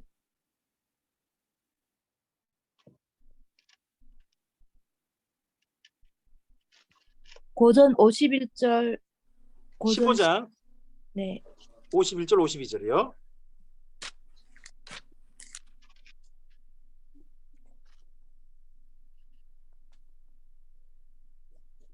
보라 내가 너희에게 비밀을 말하노니 우리가 다 잠잘 것이 아니요 마지막 나팔에 순식간에 홀련히 다 변화되리니 나팔 소리가 나매 죽은 자들이 썩지 아니할 것으로 다시 살아나고 우리도 변화되리라. 네. 여기 준비되어진 나팔이 7나팔이죠. 그 중에서 7번째 나팔이 불릴 때 하나님의 비밀이 이루어진다라고 요한계시록 천사가 예고하잖아요. 그런데 거기와 비슷한 내용을 사도 바울이 먼저 이야기했죠. 어느 나팔이요? 마지막 나팔에. 마지막 나팔이면 7번째 나팔이잖아요. 요한계시록을 하면. 네. 그때에 부활 사건이 있을 것이다. 예수님 재림 사건이 있을 것이다 라고 성경에 예고되어 있습니다. 그래서 이 부분들을 다 참고하셔서 읽어보시면 아, 주님의 재림이 언제 있구나. 7번째 나팔이구나. 이때 성도들과의 만남이 있구나 하는 겁니다. 그럼 이때요. 나팔 소리 들려야 됩니까? 안 들려야 됩니까? 여러분 못 들으면 불행하게 됩니다. 못 들으면 그분들은 지옥 가게 될 겁니다. 근데 이때 천사장의 나팔 소리가 들리는 분들이 부활하신 주님과 공중에서 만나게 될 겁니다. 그리고 그들이 앞으로 올 진노를 피하게 될 겁니다. 환난은 겪거나. 그리고 주님 안에서 영원히 함께 있게 될 겁니다. 이때 꼭 이 나팔 소리가 그리고 또 하나 들려야 한다면 우리의 이름을 불러주시는 주님의 음성이 들렸으면 좋겠습니다. 그때 나팔 소리와 함께 그런 소리도 들리지 않을까 싶습니다. 맹주야. 여러분의 성함도 불러주셨으면 좋겠습니다. 저는 그런 소원을 합니다. 그때 주님께서 꼭 저에게 맹주야 이렇게 불러주시기를. 저희 시골에서는 명주야 하지 않습니다. 네. 자, 그 다음 그리고 나서요. 이러고 나서 11장에 가면 이제 11장 가면 예루살렘에서의 마지막 유대인들에게 기회 주는 게 나옵니다. 여러분 11장은요. 우리랑 상관없습니다. 11장에 두 증인 나오잖아요. 두 증인은 우리와 상관없는 사람들입니다. 이들은 유대인한테 간 사람들입니다. 유대인한테 전도하는 사람들이니까 우리랑 상관없이 해야 되고요. 그리고요. 유대인들 전도하려고 너무 힘쓰지 마십시오. 하나님께서 마지막으로 두 증인 보내신답니다. 그러니까 백투 예루살렘 할 필요 없고요. 지금 우리 이방인한테 가면 됩니다. 이런 부분도 꼭 참고하시고 보셨으면 좋겠습니다. 여러분 그중에서 한 군데 말씀만 좀 볼까요? 11장 가보시면요. 11장 8절을 보시기 바랍니다. 두 증인이 죽어요. 두 증인이 죽었을 때 그들의 시체가 있는 곳이 있습니다. 그렇죠? 그들의 시체가 있는 곳. 네, 정동섭 전사님 부탁드립니다. 그들의 시체가 큰 성길에 있으리니 그 성은 영적으로 하면 소돔이라고도 하고 애굽이라고도 하니 곧 그들의 주께서 십자가에 못 박히신 곳이라. 예수님께서 십자가에 못 박히신 도시는 어디예요? 예루살렘이잖아요. 그러니까 두 증인이 활동한 곳은 예루살렘이죠. 대한민국 아니에요.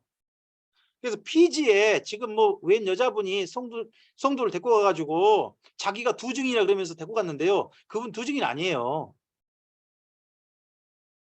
두 증인은 예루살렘에 나타날 유대인을 향해 일할 사람들이지 우리 이방인 중에 나타날 사람들 전혀 아닙니다.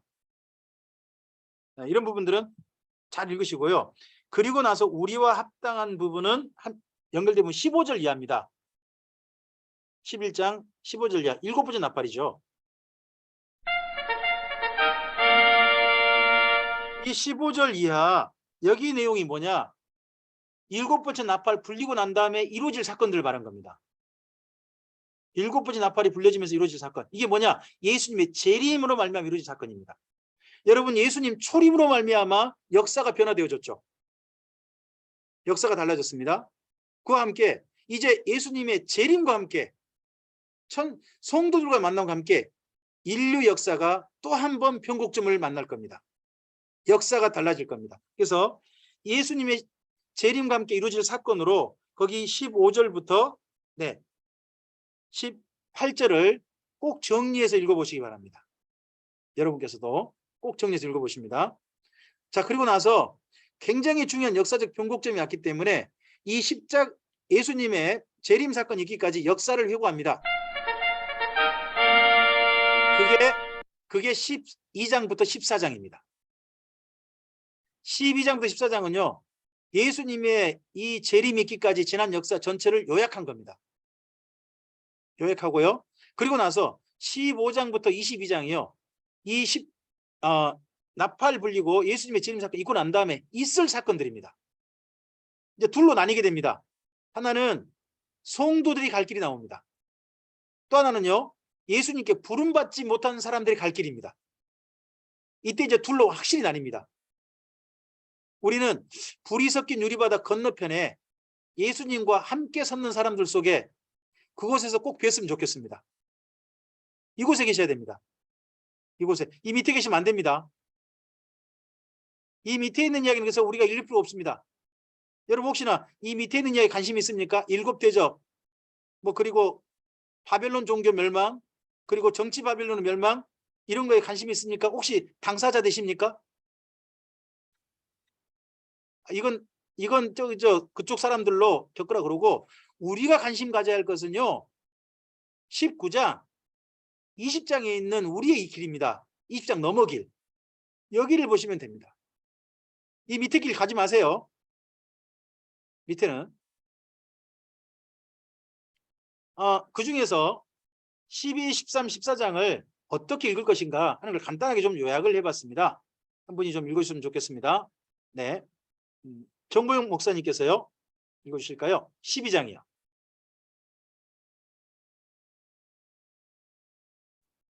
이스라엘에서 교회까지. 네, 하나님의 역사는 이스라엘 민족을 사랑의 대상으로 삼으셨죠. 그리고 신약에 오면요. 교회를 사랑의 대상으로 삼으셨습니다. 그리고 지금은 교회가 주님의 사랑의 대상이 돼서 주님의 일을 감당하고 있다 하는 이야기를 합니다. 근데 그 교회가 가장 교회 사역할 때 힘들 때가 있습니다. 그게 13장입니다. 13장요. 사탄의 두 짐승. 이때 이 사탄의 앞잡이 두 짐승이 나타날 때 교회가 제일 힘들 겁니다. 이 땅에. 하지만 교회는 끝까지 주님의 종이어야 합니다. 끝까지 이기는 자가 되셔야 합니다. 끝까지 복 있는 자가 되셔야 됩니다. 그게 요한계시록의 부탁입니다.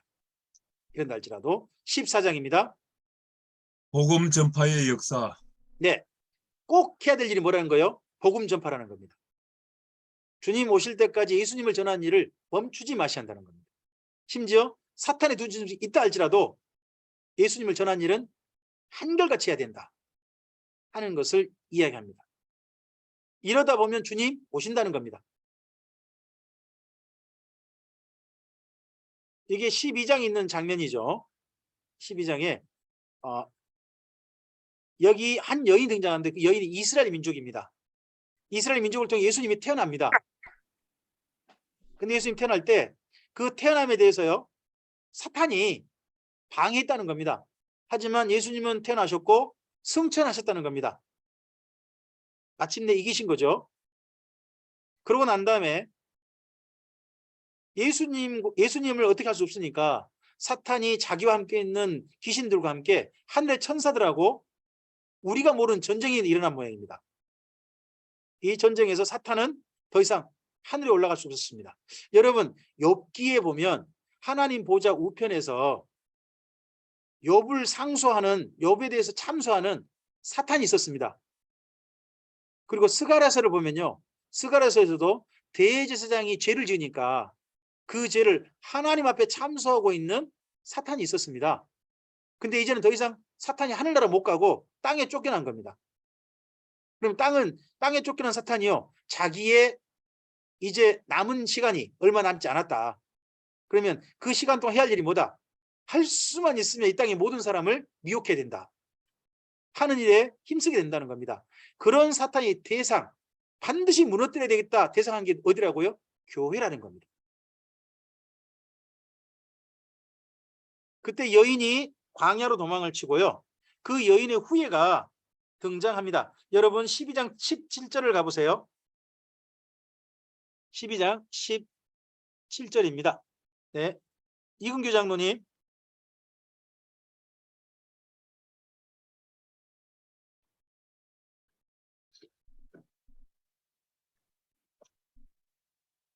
(12장 7절) 17절입니다. 네. 12장 17절. 네.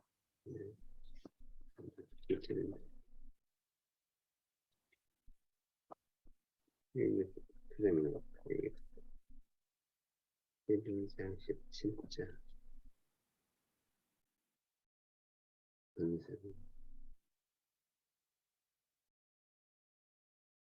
용이 여자에게 분노하여 돌아가서 그 여자의 남은 자손 곧 하나님의 계명을 지키며 예수의 증거를 가진 자들과 더불어 싸우려고 바다 모래 위에 서 있더라. 네. 아멘. 이 여인의 후손이 이스라엘 민족입니다.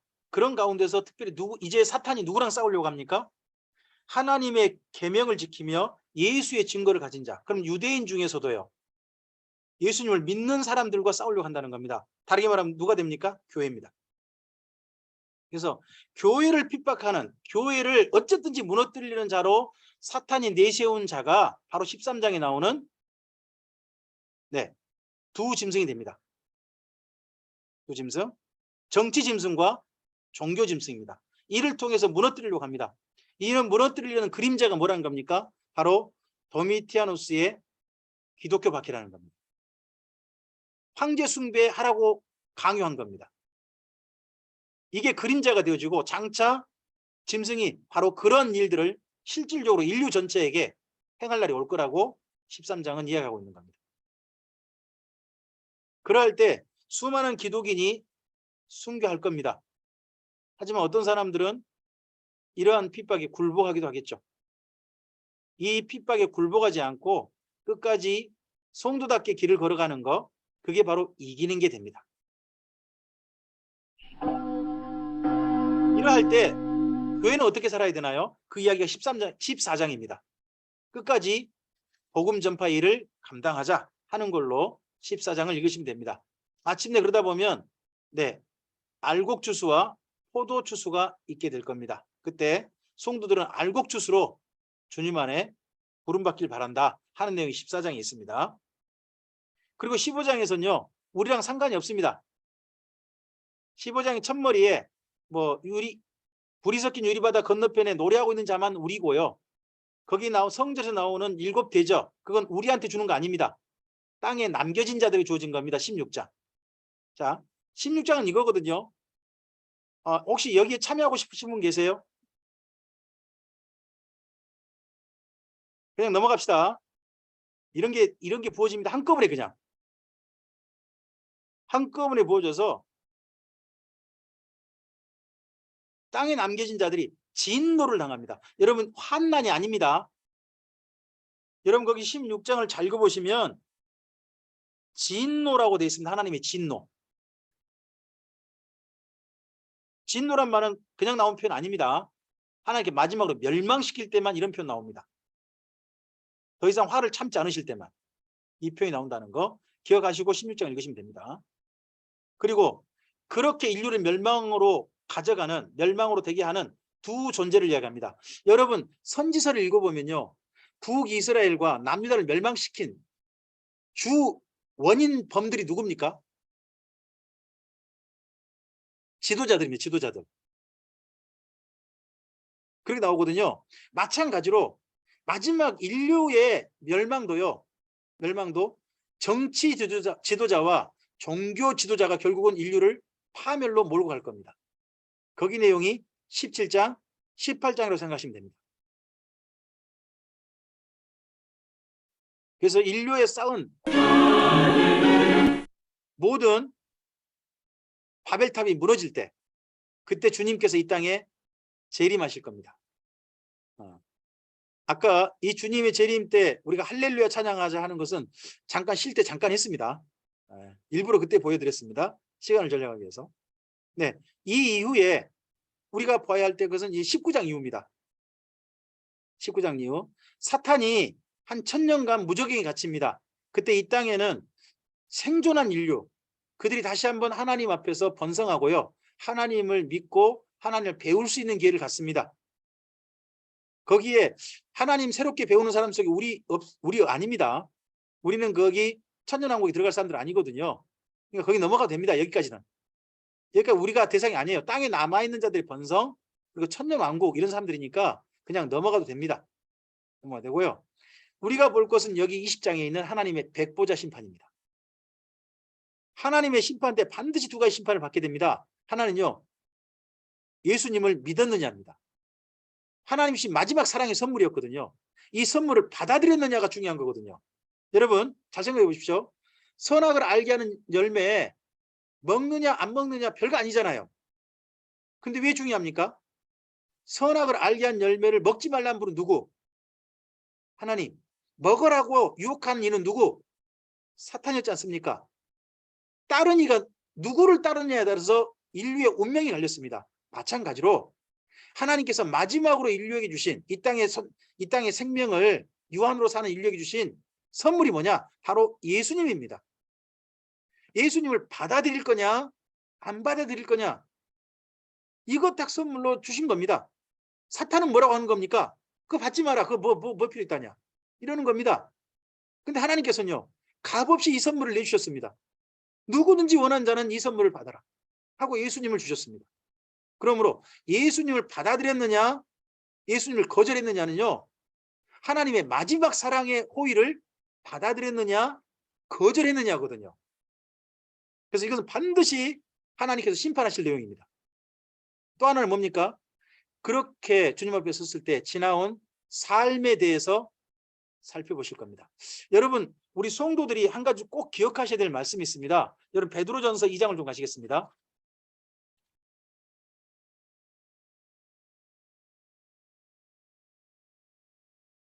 베드로전서 2장 11절과 12절을 보시겠습니까? 2장 11절과 12절 조홍현 집사님. 사랑하는 자들아, 거류민과 나그네 같은 너희를 권하노니 영혼을 거슬러 싸우는 육체의 정욕을 제어하라. 너희가 이방인 중에서 행실을 선하게 가져 너희를 악행한다고 비방하는 자들로 하여금 너희 선한 일을 보고 오시는 날에 하나님께 영광을 돌리게 하려 함이라. 네, 거기에 오시는 날에가 뭐예요? 예수님이 오시는 날이에요. 예수님이 오신 날에 그 전에 예수 믿는 사람들이 착하게 사는데도 불구하고 비방했던 사람들이요, 그날 하나님께 영광 돌리게 될 거란 겁니다. 뭐 때문에요? 자기들이 비방함에도 불구하고 주님 안에 착하게 살았던 그 예수 믿는 사람들 때문에 하나님께 영광 돌리고 지옥 갈 거라는 거예요. 그 사람들이. 여러분 이 말씀을 잘 기억해 보시기 바랍니다. 근데요, 이 사람들이 거기에 섰습니다. 그러면서 한 말이 뭐냐 그러면, 하나님 제가 지옥 가는 거 마땅한데요, 저 김명주란 목사 있잖아요, 나랑 별다를 거 없던데요. 나보다 못하던데요. 교통복귀도 많이 어기고요. 지역 주민한테도 나쁜 소리 많이 들었고요. 숨 예배당 지으려고 성도들 막 괴롭히고요. 그러고 살았어요, 저 사람. 하고 지옥 가면 저는 어떻게 될까요?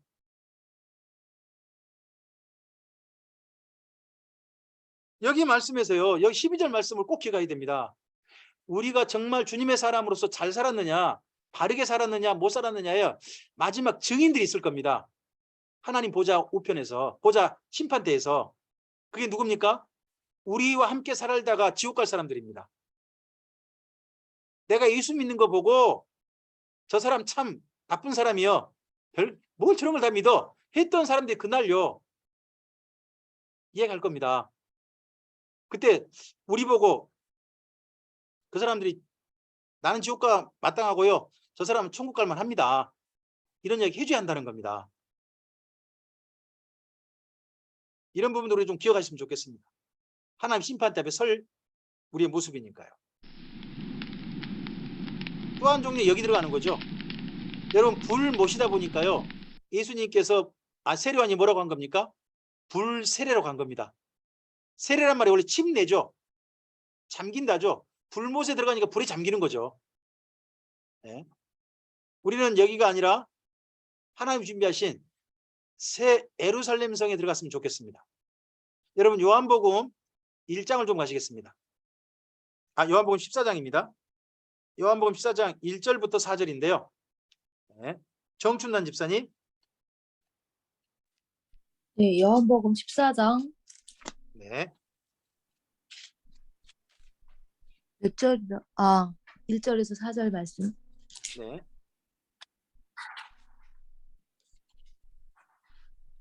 너희는 마음에 근심하지 말라. 하나님을 믿으니 또 나를 믿으라. 내 아버지 집에 거할 곳이 많도다. 그렇지 않으면 너희에게 일렀으리라. 내가 너희를 위하여 거처를 예비하러 가노니 가서 너희를 위하여 거처를 예비하면 내가 다시 와서 너희를 내게로 영접하여 나 있는 곳에 너희도 있게 하리라. 내가 어디로 가는지 그 길을 너희가 아느니라. 아버지 집에 우리 거할 초소를 마련하러 예수님께서 승천하신 겁니다. 마련이 다 되면 이 땅의 교회도 완성될 겁니다. 인류 역사가 끝을 향해 달릴 겁니다. 그때 주님께서 데리러 오실 사람들 속에 이 자리에 함께 있는 우리 모두가 주님께서 데리러 오신 사람들 명단 속에 다 있었으면 좋겠습니다. 이름들 불러주시고 그랬으면 좋겠습니다. 이 아버지 집이 지은 초소를 요한계시록에서 뭐라고 한 겁니까? 새 예루살렘 성이라고 한 겁니다. 이 성으로 우리의 마지막 길의 목적지 거기를 찍으라고 합니다.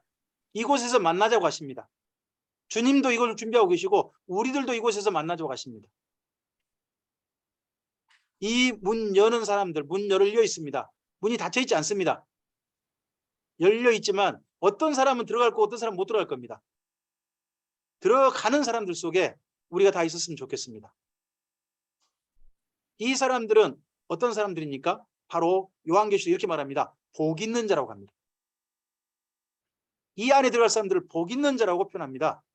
이 부분들을 좀 읽어봤으면 좋겠습니다. 네, 최명훈 장로님 1장 3절입니다. 읽는 자, 듣는 자, 지키는 자, 예배자. 네, 1장 3절에 이 사람들은 예배드리는 사람들입니다.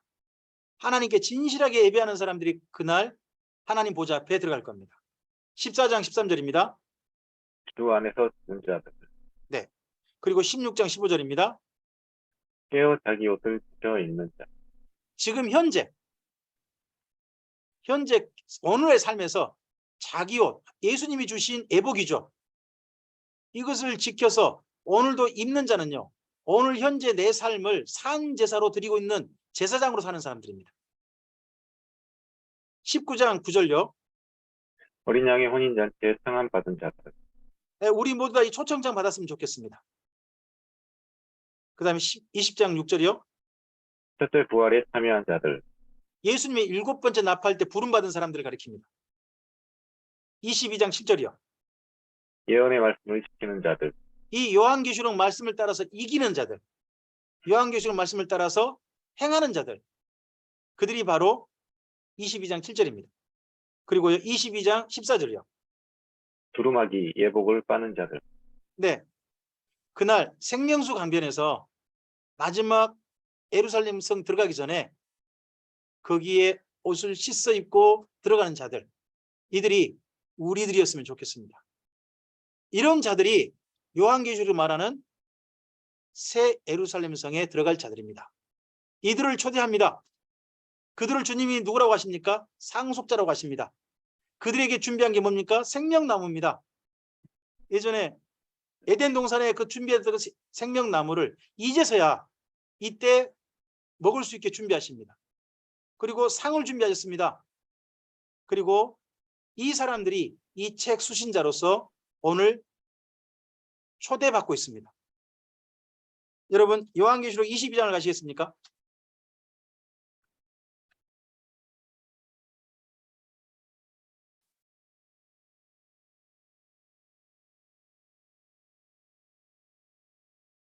(17절을) 보시기 바랍니다. 17절 말씀. 네, 김양희 권사님 음성 켜주시고요. 네. 성령과 신부가 말씀하시기를 오라 하시는도다. 듣는 자도 오라 할 것이요 목마른 자도 올 것이요 또 원하는 자는 값없이 생명수를 받으라 하시더라. 네, 성령님께서 오늘 현재 우리 속에서 초대하고 계십니다. 저 예루살렘 성 가자고. 그리고 예수님이 지으신 예루살렘 성이 우리를 초대하고 있습니다. 여기 당신이 머물 곳이라고. 이 초대에 꼭 다 응하셨으면 좋겠습니다. 그리고 그 사람들이 바로 우리들이어서 거기 들어가는 게 주님의 은혜가 될 것입니다. 여러분, 20절과 21절 말씀 보시기 바랍니다. 20절과 21절 말씀. 네, 김현숙 권사님.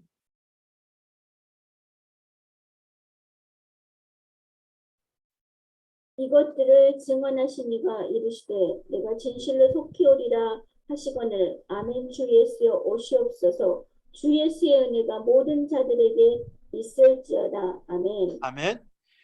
우리 주 예수님의 은혜가 뭡니까? 오늘 이기도록, 오늘 이기고 살도록 보내주신 성령님이 은혜입니다. 그리고 오늘 우리가 함께 일할 수 있는 교회가 또한 예수님의 은혜라고 저는 생각합니다. 그리고 오늘 주의 말씀이 또한 우리의 은혜고, 그리고 장차 우리가 받을 은혜가 새 예루살렘 성이 바로 하나님께서 우리에게 베푸실 은혜가 될 겁니다. 이 은혜 받을 자들로서 주님 앞에 우리 오늘 초대받으셨습니다. 이 은혜가 요한계시록에 예수님이 준비하신 모든 은혜가 이 말씀을 대하는 우리 모두에 주님께 주시는 선물이길 바랍니다. 여기까지 주님의 초대를 받으셨습니다. 주님 안에 태어나셔서 한 걸음 한 걸음 여러 가지 어려운 일 속에서도 주의 말씀을 통해서 성도 간의 갈등도 이기고, 그리고 세상의 핍박으로부터도 자기를 잘 지켜내고 진리의 말씀을 따라 성도를 살고 믿음과 소망과 사랑을 지켜서 그렇게 살아서 마침내 여기 새 예루살렘 성에 이르는 길까지 주님께서 우리를 초대하셨습니다. 이 초대의 길을 기억하시고 주님 앞에 앞으로 우리 삶이 잘 걸어가셨으면 좋겠습니다. 네.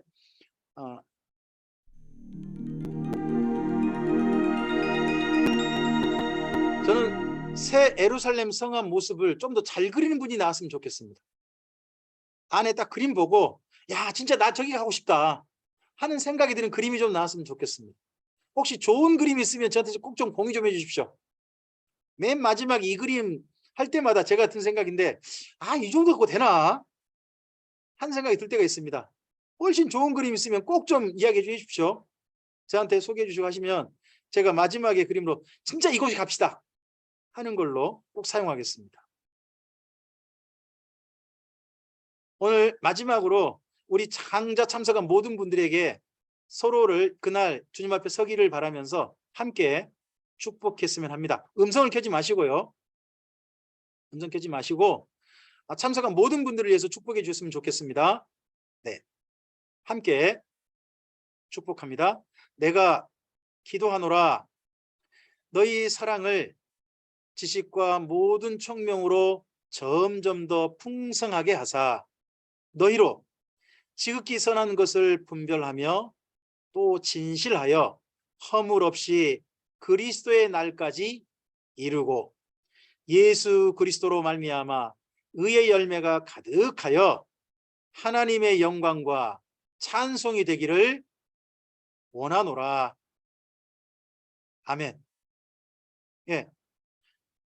주님 안에서 언젠가 새 예루살렘 성에서 오늘 이렇게 우리가 만난 것처럼 그날 뵙기를 바랍니다. 화면을 여실 수 있는 분들은 다 좀 열으셨으면 좋겠습니다. 다 여시고 우리가 서로 오늘 본 얼굴들 그날 꼭 만납시다. 저 얼굴 잘 봐두시기 바랍니다. 그때 이렇게 안 생겼을 겁니다. 제가 진짜 잘생겼을 테니까 미리 잘 봐놓으십시오. 네. 그날 달라질 제 모습하고 비교해서 기억해 주셨으면 좋겠습니다. 네. 잠깐 기도하겠습니다. 주님 감사합니다. 함께 주의 말씀을 여기까지 대했습니다. 성경을 어떻게 읽어야 할지, 하나님의 어떤 뜻을 살피며 예수님의 어떤 마음을 살피며 우리가 읽어야 할지에 대해서 지난 3주간 말씀을 여기까지 살폈습니다. 이 말씀을 살피고 이제 실제 말씀을 읽을 때에 그 말씀 가운데서 우리에게 말씀하시는 하나님을 뵙게 하옵소서. 우리를 사랑하시는 예수님을 만나게 하옵소서. 그 가운데서 사람들을 사랑하시고 안타까워하시고 슬퍼하시고 눈물 흘리시고 분노하시고 그리고 진노하시면서 멸망시키나 그래도 그 손을 놓고 싶어 하지 않으시는 우리 하나님의 심정을, 그 마음을 성경 읽으면서 만나게 하옵소서.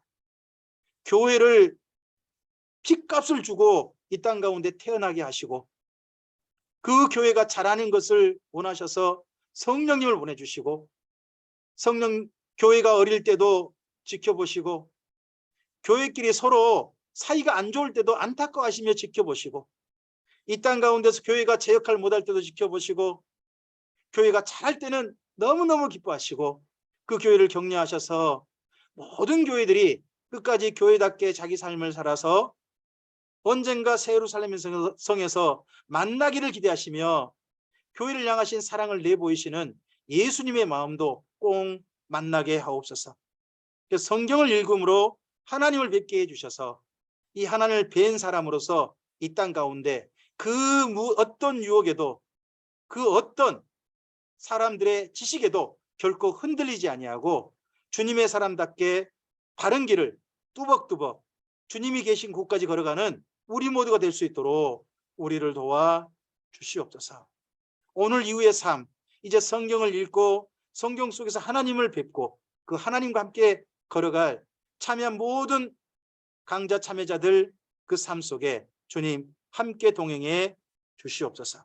감사하며 예수님 이름으로 기도합니다. 아멘. 아멘.